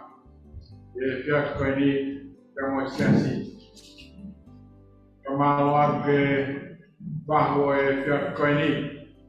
Kamaloat ke aspau, kama nasi, bejari tina, umo lava mai, ke whakakakato, whakalagi-lagi, e mea whakaeti koe na, e tōngāni koe ni, koe tamai, koe kui, koe ofa ana, a loto whare, sina mōni ngā mātoa. Koe koloa ke te tautau ai whamiri, ke tau whatata mai koe ni. Koe whaloto ai ko whai o ngāndai Faifekau, e veki tala loto whai vere nei pēr, me o whiwhine Uluaki Vaka, te vehe te koa koea, o te mita maka, te misia pani. Whamalo atu, te ngai whatamia rata ape, ko mō puesia mai, wā mai ke te koe ni. Whamalo ko kia, Saris Wak, no tuku mai ke te au, me whai atu, ai whokalama e te koe ni, mo France ki atu. Ai whailon France, te whamiri, te New Zealand, te mea Australia, the family in New Zealand, they now told about big, no my night time of the Maman Koini, the Vin. But for who Ram will do if I ever know Fralodoa in the Fini, Otoya, a farm full mile, and I saw it. I wish Uluaki be my who fana, I ought to get out all. Wa malo, koe tokoni, i e mamahi, o mātua diofi. Me toi te tono no me, mai tolu, o koe e wes, no ua fitu, o koe te tāmai e mea koe ni. Kia ki tau tolu. Koe toku, o ātonai si o ma, o kune anga o hapai au. Kai tene tāmate, i ai whiri o toa pe, Kadene toni koe, a koe ke kūwhaka ki a sihoa. Koe sāpe koe ni ne talamaya e mea tōru koe ni, uluaki koe kūwhaka ua ko se tokonia I mamahi madwani ofi. Kaya ko na ko ni famna magtalo, pedawon ko ni ata mamahi.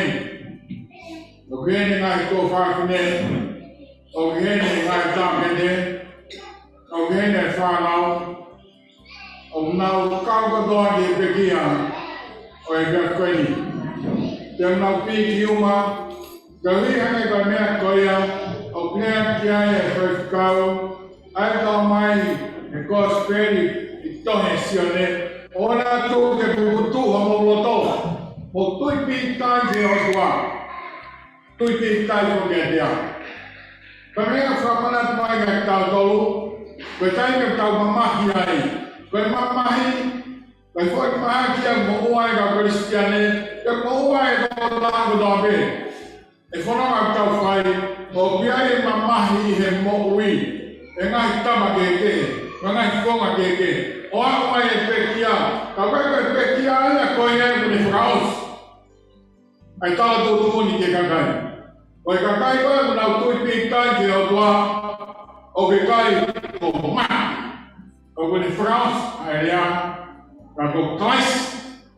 Ko ya tu pintai te ne to ke a pi ko tona e o tua.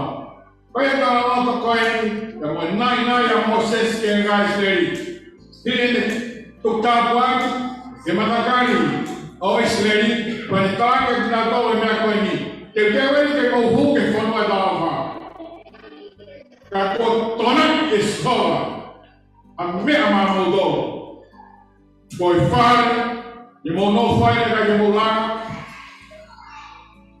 Pango mamana, pango e ke mo kai ka ke mo to.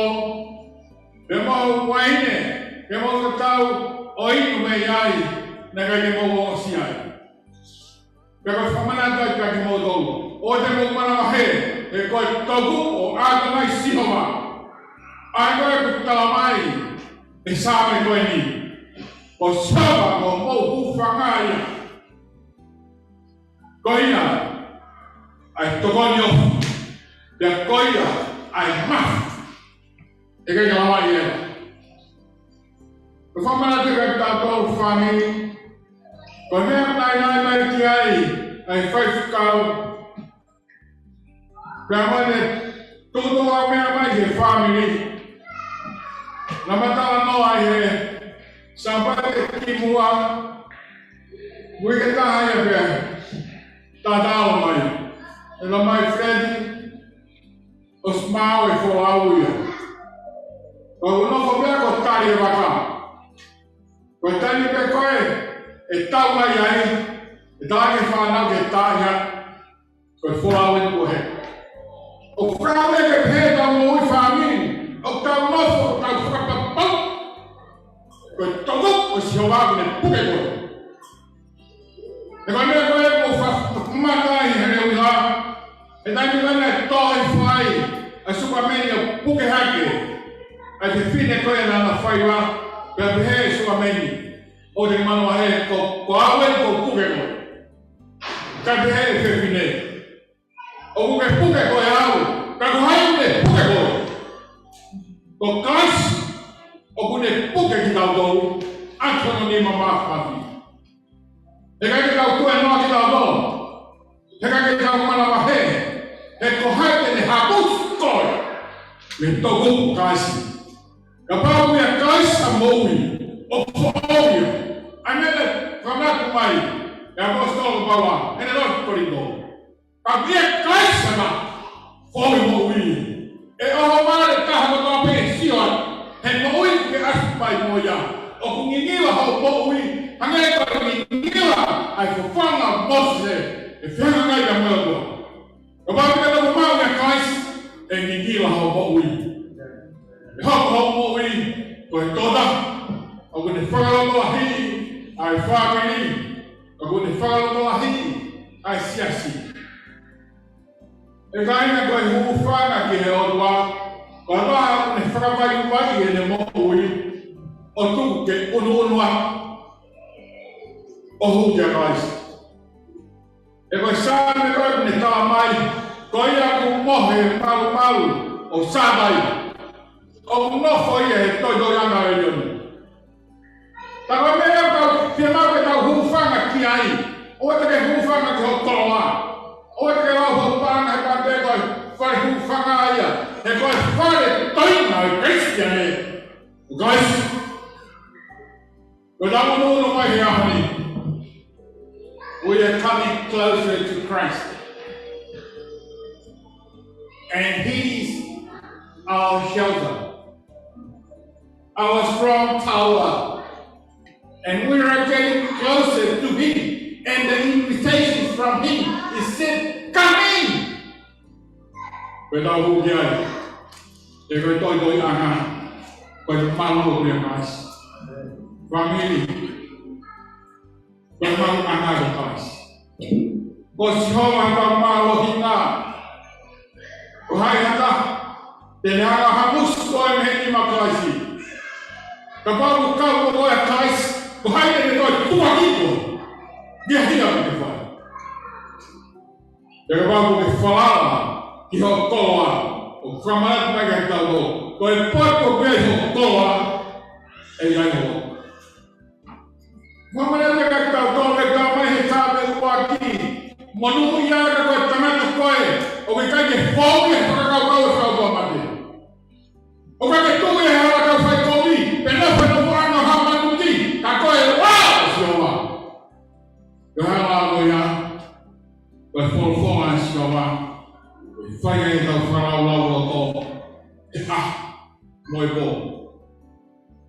Pagkawan yang gue, jangan yang fanya yang meditate day and night. Are you meditating in the words of God? Kalau main sangat yang dah mengful hiba, kau follow ayat Tuhan, kau yang mama kau tahu pala, kau yang tuhu kau tahu laka. Kau faham kita tahu, kau faham apa kau kawai. Kau siapa? Dia hulu. Kau yang nofu kau follow. Kau di mana mama itu? Kalau orang kita ini, aku punya ni orang tua dia tahu. Jadi kita hendak hanya orang tahu dia. Takoi kau di mana takoi kau biar karya. Takoi kau di mana takoi kau biar oh tahu dia hendak ke lawan kau. Kami kerana kalau orang follow ayat Tuhan. Apa itu? Depois para que falar com ele, aí não vai negar o que aí, aí vai ficar com ele. E ele aí se fala. Aí não está o que aí, aí igual. Aí está o mais aí, a Samuel nem se apani. Aí não está o mais aí, a Carissa. Eu me lembro mais aí vai ficar que com ele. Kau umur kado kau ya. Nana waktu kita mendai kau ini. Oh, jadi kalau kita berumah dengan awal ini, dia siapa kau tahu. Nanti kita kalau kita kau ini, jika kita kau ya peduli ya kita yang lain. Tahu betul apa yang kita ini. Kalau kita sudah tahu hanya silakan kau yang kau ini. Bagaimana tua? Aku ni fai hendak tukang lagi dina. Kita tukang kita tahu ke sini. Jangan hau, opuna aho. Kita mana kita tahu dia. Kita mana kita tahu dia af mai. Anahi piatau lagi. Kita mana kita tsunami. Kita tahu ni dia puna mengafi dia mau ahu. Ele dá uma regra muito forte. Como é que eu vou ver o tudo ni hal tuan koye ho. Aga kita vai tahu lili. Kalau me ko fukan kita tahu fukan ko hiya kita tahu. Family, tamo kai ko tahu. Tamo siasi. Trust in the Lord all the time. Kalau tu maaf. Kalau yang fare gele maya. Kalau yang kau niuya. Aku pulih ni hendak kau doa. Koe winga e lea koe au niu, e koe foi niu e a kere takai holo ki he whare. Te pipiki ki ai, e foi kaho kotoa pe, o au hifo me ounga, me hisa, o au ki rau. Te koe foi au niu, e foi niu e me lea takai. O kune, pipiki ki ai, e foi niu kotoa. Te koe niu koina, o kune whaute, ai malo, oi whare. Ka vai vai e foi niu koina, e ho. O wheka vai koe, e vai vai kai e whakatafa e mea. O katau pe e hitai kotoa pe, ka katau pe e hitai kotoa pe, te kumalohi a he mea kotoa pe, te koe tō tā, te koe o tua pe a te au kumalohi a mea, te te moku mamani. Wami, koe mea kurea mai kai e whaksāri. Koe mea me ane ki whamiri kola, ke na hiwa e tāna koe ni.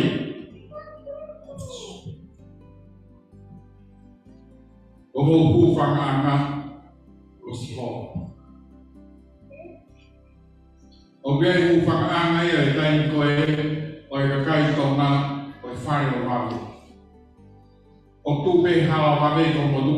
Ia koe ko toa pe tu i e tā mawe na whetu. Ko e ne whenga pe ki ai te koe ne lelele e hu ke whare ko ia.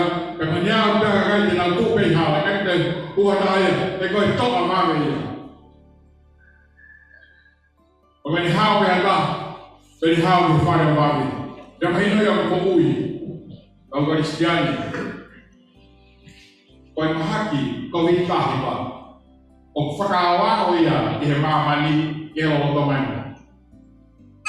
Ka kohai te tau hoa ni ai.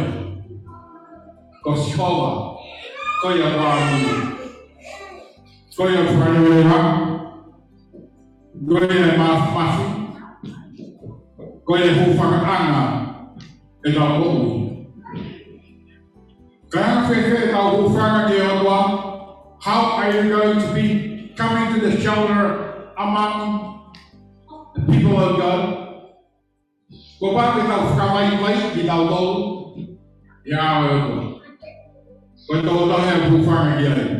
He raita ki hao koe mo loto wahi. Ke hu whanga ke otua. Kaya kita hau kau dalam bentuk masyarakat ini, kita ufakan dia orang. Benar kau tidak umum main punya, kau tahu ufakan baik ini mau ui, jangan. Rumah ui ni kau kenal di perkuat kau ini. Kau ufakan orang dia tahu. Kau tahu malu hingga kau sih. Performance juga kita tahu faham. Berhami apa malu ya? Jadi boleh ini aku nak perawat. Jadi boleh ini aku nak malu. There are lots of achievements our children are having in these days. They are doing well in schools and the universities and at their work. They become one of the CEOs, the managers in their workplaces. And then how are you trusting them to be your shelter? No, we can't. Kaya mo is wrong. Kaya ko hindi kaya mama. Mo ni Bea. Kaya may ako doon yung ako ni tao feel kita ufirame e offer fraudwa. Quando heni ai fahu. Quando heni ai agai oi ho ete family. Quando heni ai amato fafine. Quando heni ai takede. Quando fanau. Kami vai offer ya. He neo mo mamahi. Kako tokoni yofa. Christ. Can we know that Christ is our helper when there is anything happens to your life? Kapag nagputi, o ano ko format? Ko tala loto pe. Ko e whangala o mea guys. Ko guys, ko ku whanganga. Ko ia pe, ko maohinga. But you know what? E si o pe hatahangia e kau Faifekau o ilo ho mata i o fuatunga te hu whanga ki ai. Pe koia ho maohinga. Pe koia kune toni koe pe. Koe mea whanau ia ke na buae kai o kune whiri e auni. Ke nau sio atu pe o iloko o kune whanau iloko. O ke kai kore a ku mau tokanga ki ai. Ka koe fua koe ku asmai, koe mea ia ku mau tokanga ki ai. He te tamai e koe, ko koe fua a bere. Ka koe le tai koe te fua mai ai, koe fua le mai. We can tell by the fruit of the tree. What tree are you? Whether you are a fruit that will be edible or a fruit that will be ready to this time. Kami, kau tamai hai kau ini, kau ni apa ni memang lagi, kau long tu boleh fai. Jangan Allah hetai dia, orang he family yang kata tak.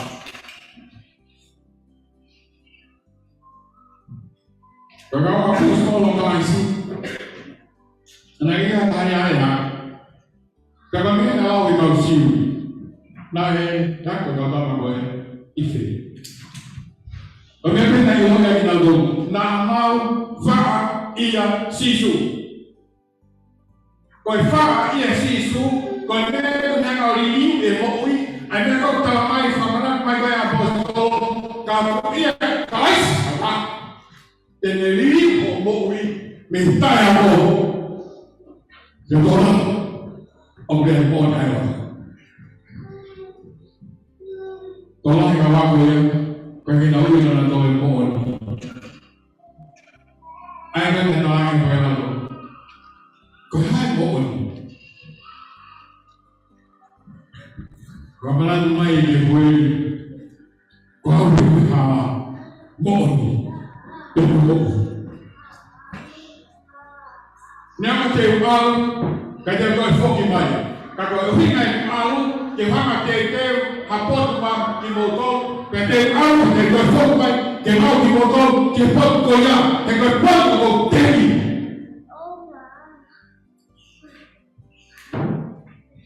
Kanina ke beheria, Allah yang faithful, dia dia kamai dengan tadi. Kakali, kau ini, oh ini, kau pernah ini, kau tengok Allah kata ini, kau pernah, kau mahu fokus kata, Allah yang nofu angai, dia dia kamai. Kalau dia mahu mau ini, oh dia mahu dulu dengan noania. Untuk mana main dengan orang ini, kemudian dia akhir ini orang tu betul-betul berloto. Kita mainnya orang tu betul-betul berloto. Tokang main ini dia loto, hekoi loto, aku ni aku kapal, ini aku ni aku main, hekoi loto berkumpul kita mau yang nak. Orang tu betul-betul orang tu dia fikir ni, ayah punya dia fakir sahame, orang mau faham dia itu ayah, ayah lalu, kau faham ayah ayah, kau ini faham ayah ni. Ui mai maaf ya Allah, kau nak orang kau kemaman kau ini, kau ui mai kau, kan malu ia deh wafat siapa, orang tahu hak mana kau tahu wafat dia, kau tahu dia kau tahu. Orang tahu sama ni ada luarnya. Kalau nak pemain waktu kita kita utak main mak main kita. Kalau ada kuat itu, kalau lelaki tahap, kuat main kita. Melihat Tuan Fripoi Uma Junior, Damo David, Ahlan, Damo Vaka, Daniela Junior, Kamari Sieg, Vpon Fanam, Mau Ofalaya. Layan Ofalaya David Vpon. We have four Marabi. They don't folk with our business. We don't know if our mind believe like they do to work. Going to down away. They give us a fire to fall. Go to the Ramadan. Go for him. We learn of fire to the Tôi em ngay cùng với người của ông là phai ngay kê việc của ông. Tôi nhớ em bên đây gọi đi, tôi nhớ em mai thì nó mang bên đây là một ngày đồ phạt. Bên tôi con xe, càng mau được service của một đôi mà. The family of Messias. We understand the creed that you are hearing now. There are two remarkable people within the church that Christ has called in this moment. He's now calling Reverend Kipilote Vaka to come home. And he has called Reverend Lucas Faifekau's mother to come home as well in the same day. From the same church. And we understand what you have gone through in this time. Yeah.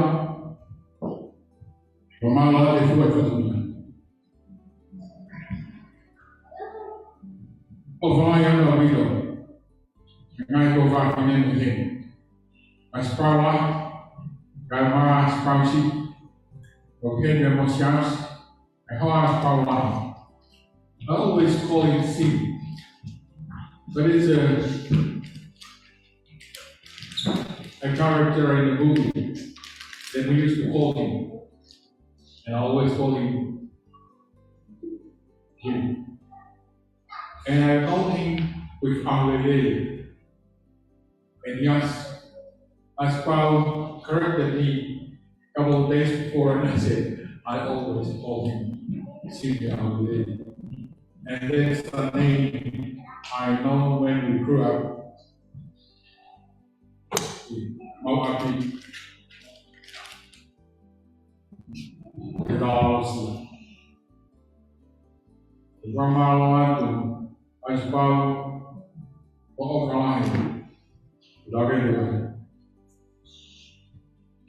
Pamaluan Ovido, Depuan, Biblot, Karma, Faifekau Kipilote, Kemudian Friday, kami ke, kemudian benda aku usia tu, kau lihat ke makan, kemudian kita makan, kemudian aku, kami bermakan, kemudian tu ni Naomi, jadi mahu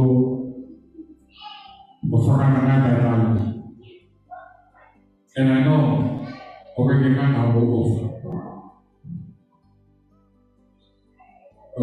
Pamala dari Ome Popadi and Carissa Stuli.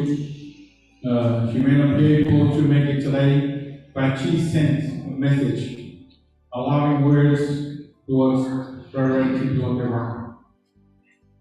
She has been engaged in the 21st birthday celebration today, and it has been booked a couple of weeks ago, and she couldn't believe it.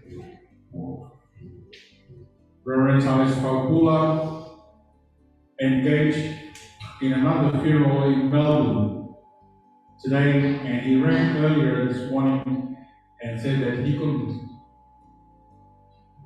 attend in. But when he finishes his period, he'll try to come into the Zoom. And I already sent the link to him, as well as to others here in Sydney, in other areas of Australia, but they wanted to turn in. They were not going. So if they turn in, it's fine. Sometimes they still hear us from where we are, around the States, here in Australia. Ogwaya Dr. Modol, Daniela, Belma, Man Alwela, who are Fatima Mihen, the Fire of Victor Cohen, and the Good Service,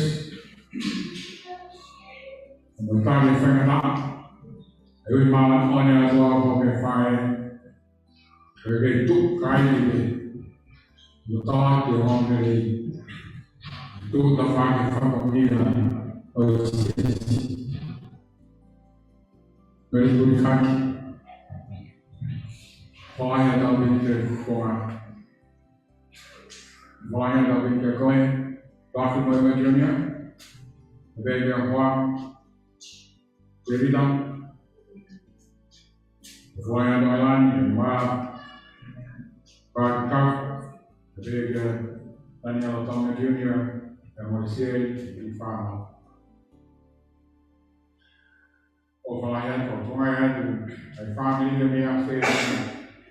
Ogwaya de Fahu, Aris Kamana, the behavior as found. The behavior of Faifekau, the name of Sene. From our lawyer, the fact near the Lucia, and the took my friend Marie with the Maldo. The Lord. The good man on the Malkamai and I have gone. Pegawai berfaitan di Malgol, di mafia nasional, pegawai. Yang ada di rumah, pegawai ini selalu on dari Malgol, kau, bobo fana, kau, bobo malu na, kau, ay tukon dos taha, jadi foto kita nanti ni fana. Orang ada dua, orang yang mau tahu ada dua yang mafi, tu yang mau formal malu tu, yang kapal mafan, kapal malu yang afion, yang mau profilat yang dua, yang togu, orang dua yang nanti, yang boleh di mau tahu, kau apa ini? Orang ada dua yang tahu ini, kau Faifekau Indonesia saya sebab, dan dia tahu family. Jewel Faifekau Kipilote Faifekau Kipilote Vaka, Monide, mau formidado from Malo, the Bugafio di Maldo, the family of the Malpoesia. Where Malo too, Malcore finding warfare, si Solansi, and from the Louis, the event. Where they are Malon, Sierra and Hikodi. Imagnya ujian full mafitu, dan mengenai koya, bahwa maknanya dihanyaria, orang yang finansial kata main, orang yang pendek soalan.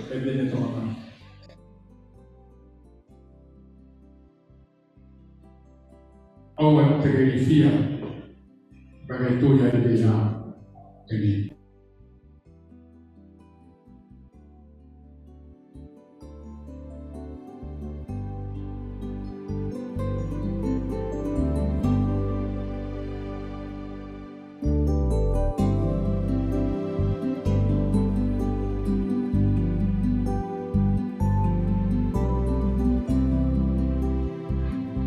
Kalau hiyo kutokana Faifekau na Uluaki Kipilote Vaka. Uluaki itu ya hati ayat yang mahumina. Kalau hiyo kalau loto.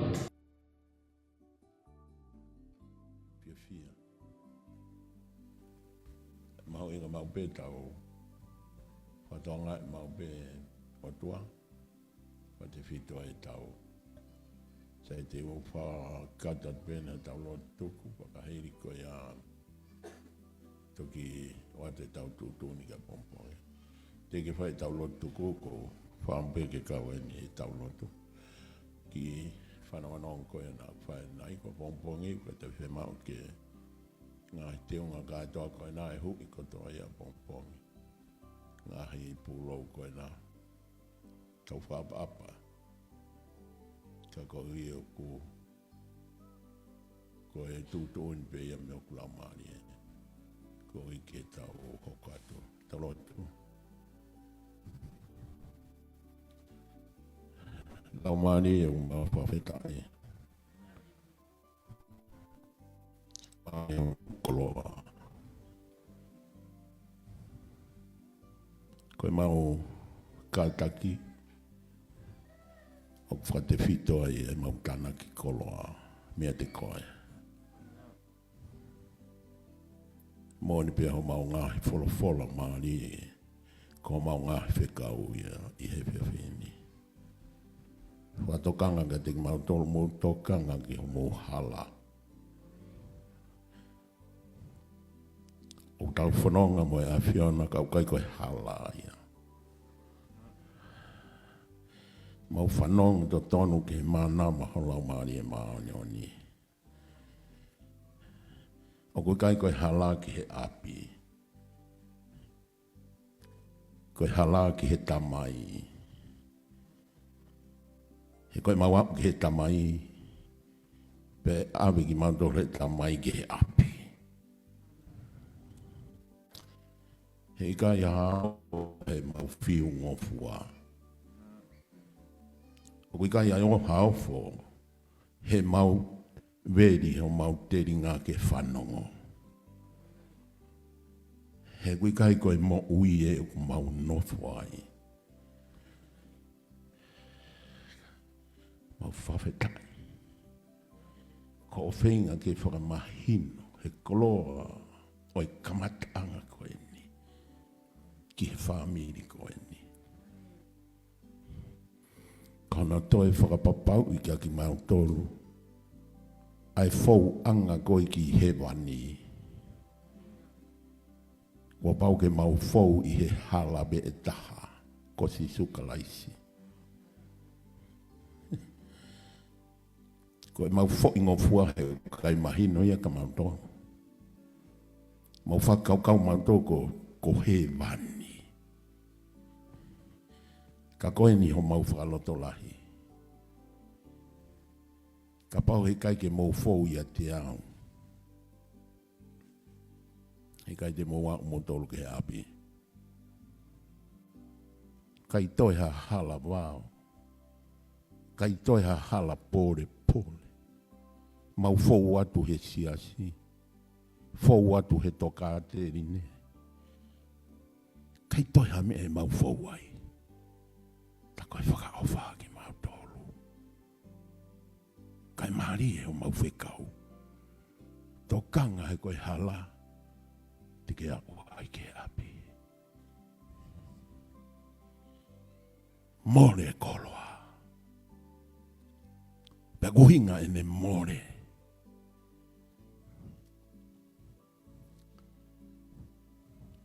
He kui kai atui. Hala e tui. Ko mau whanongo ke ngahi ongo whakapure anga. Ha o toa tue tui. Ala mai fu mawhai e lot whakasiu. Toa tue tui. Pea talua i pe e mau alu tae tui. Alu ki he potu, alu tae tui. Pe ko whepe a potu mau iai. Koe whakatokanga i ai Uluaki Failotu o e whiawhini. Mau tokanga ke hala. He kutaha pe hala. O koe kai toi ua. Pe aku tokolai. Ai kau malangai hala. Ho folfola. Whakaweda. O te mauloto mamai. Ka mau tui piki tai kia te au. Ko mau piki tai. Ko ia ia te whaatai ki mau tolu. Ki he tamai. Pea te mau au ki he tamai. Kai awe ki mau tolu he tamai. Ki he mea ofa koe nane o mai maa ku. Koe apaka ofa koe ia. Ki nofo ai, nofo tangata. Pea tu whaole mono ia.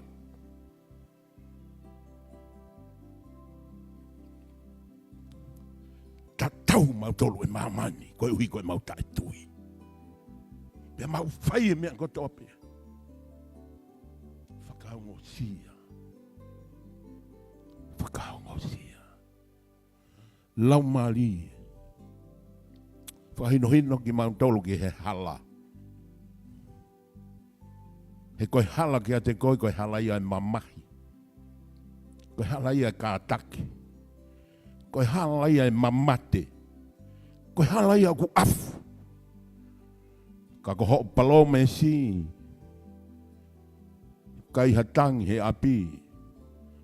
O kui kai ha mamahi. O kui kai ha afu ia. O kui kai ha mamate. Hallelujah. Keep in. Mau whakawheta. Koe ni mau ono mai. Ke mau whakamooni atu i ho au. Whakamaha ki mau tolu. Mi he mau nofo ki a te ki mau tolu. Whakamaha ki mau tolu. Mi he whakamaha maha lo. Whakamaha ki mau tolu. Mi he sio whakai tangata. Whakamaha ki mau tolu mi he sio. La mari. Ko ho palau me si. Mau tui. He koe tui koe i kuna aia. Mau whakawhidai. Ko ho whai wā ia ke a ko i ki mau tolu he taimi. Mau whanonga e whaingata. Si su whai ako. Mari ho whai ako. He ko whai ako o ke ilo e whaunga. Neongo e mau loto mamahi. Ka ho tawi ia ke whanonga mo whawhia mari.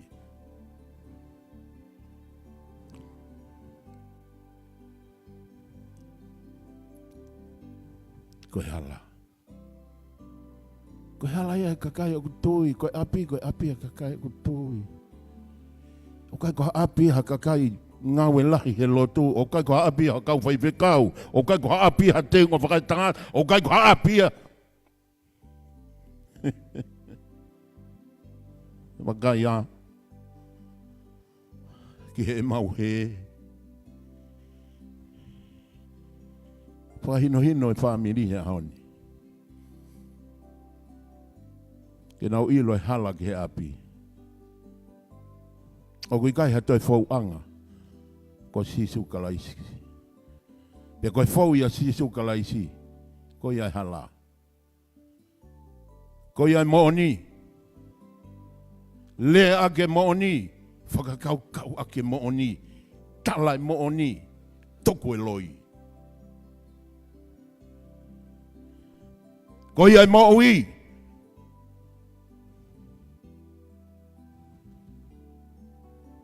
Koe api e mooi. Ke kakai pe ko doi. O koe kai ko ha api e ki ha kakai o malanga maali. O koe kai ko ha api ha kakai. O ko nau kalo me he lea ak ai moni ai folfola ai odoa. Eiki. Luluk ai wharen. Ke hoko e wharen. Ko e whare o e lea mo on. O i kai uhinga ke he kau pekia. Ka ko uhinga ke kakai o mo ui. I ho hua whahasi siu kalaisi. O ko ke mawhia e mea ngonoa me. Kia ki nau toro. O tui. Tukua mo bubutu. Tukua mo loi. Tukua mo kaka. Tukua mo fiungofua. kua ho mo upupula. Tukua ha. Ko siova.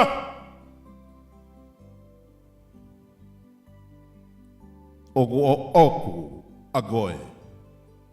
Pe oku oku. Whakaweta mai ai. Laumari koe toi ngai. O ngā oe ku mau whai. Kua pong. Kia aho ke mau whakaheke kai. Eiki, koe ni ho mau kawe inga wholau. Tu koe pop tō. E pop tō nofo i ap. Nofo ai bem ho pop tō hai. Afu i ai.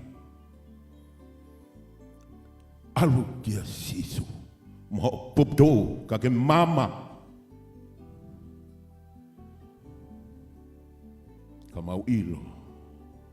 Ai mooni. Pe mau i kuatu ke mooi. Hallelujah. Tokoin mai. Ko nonga ai o tua. Ai au mama o i hita tae o e ata mai ko tua me. Ofa. Ke malu i ho mauloto mo e mau ngai whakau i a crisis. Peke hoko atu e tāpua ki a tamai. I kresi ho mau e ko sisu Christ. Ofa lahi ki ho tua koe tamai. E mo e whehi ho lau mani maa nyoi. Naf mauang ho alo whai ho mau ngahi lo tō o wana hiki. Mau e peke tangata. Pia tangata. Amen.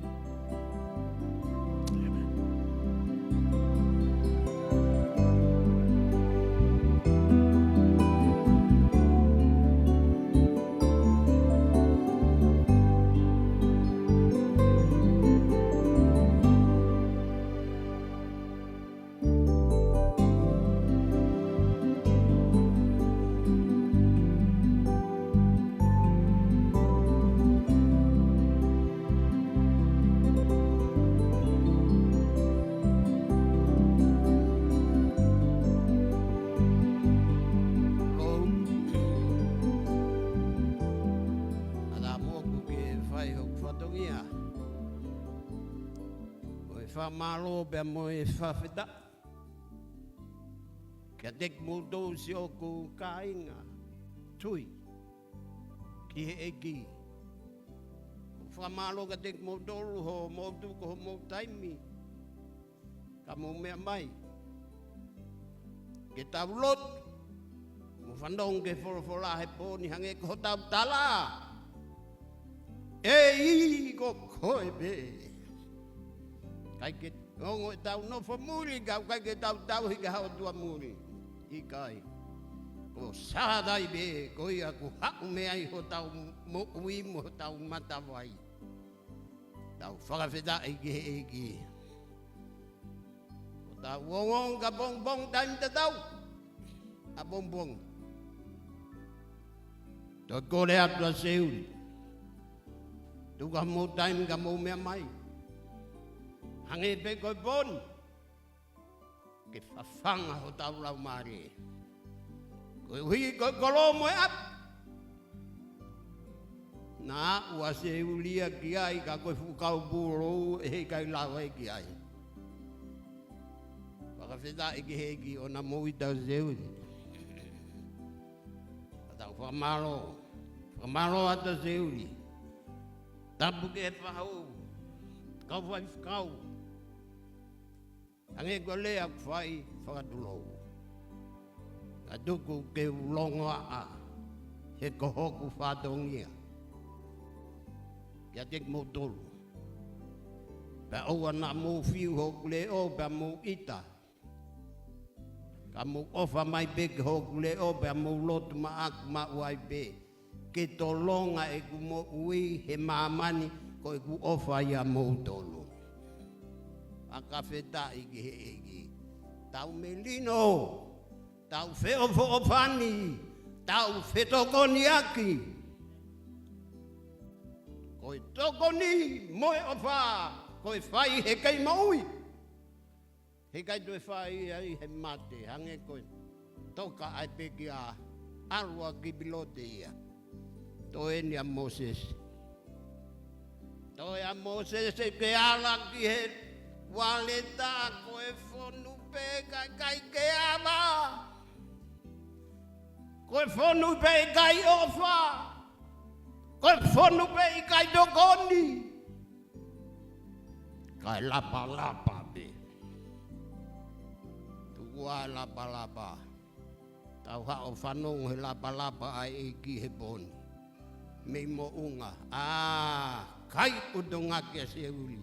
Lea se uli, hangeko lea e folfola ia sosiwa.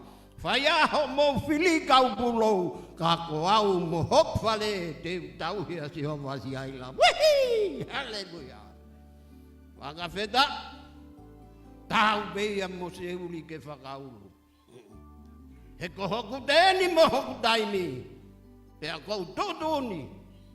Whakawheta ike he eki. Kai toi ahata. O te mo te hori ke o mā whaao e tūnga se uri.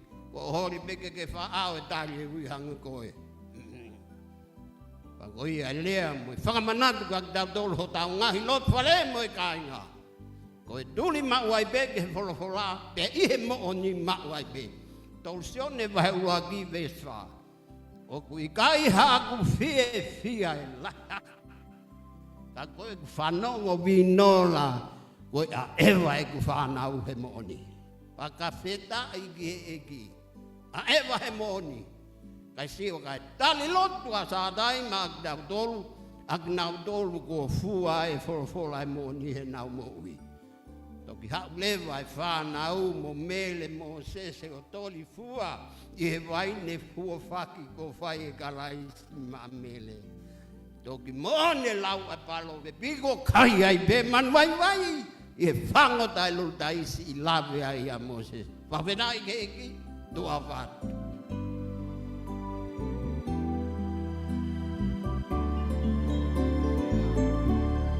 Koe tau ki mea kanga ki ai koe whine mātua. Koe ki mile mila au kui he pe. Mo watu ki ai o si mau inasi. Ai tangata ne whaki mai a ngau e koe ake mo si lawe ai. Ta mo e ofa ko mo whai ki e tau mea wha eki. Watawang. Ta pekina ki mo tolu tua whata. Whawhitai ki eki.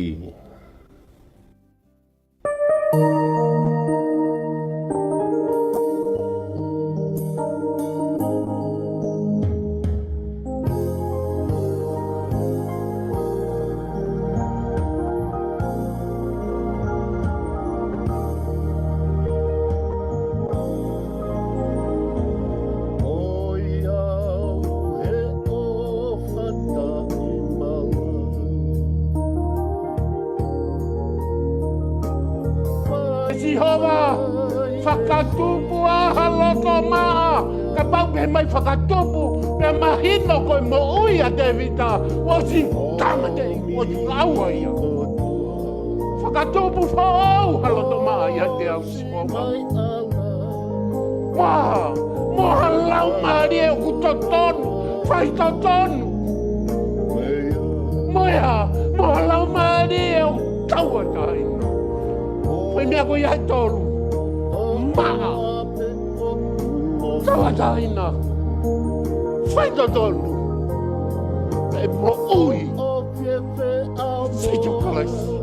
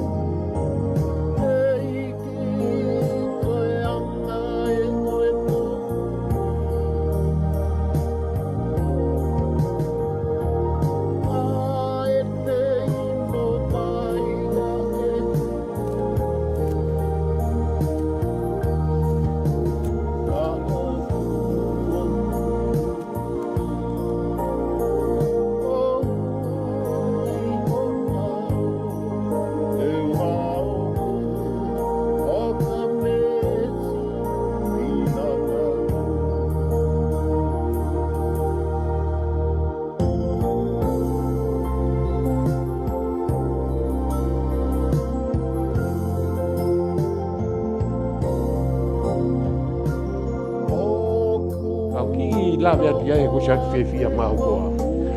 O kata pesi asi. O ku mau inga mapeka tau sio si fie.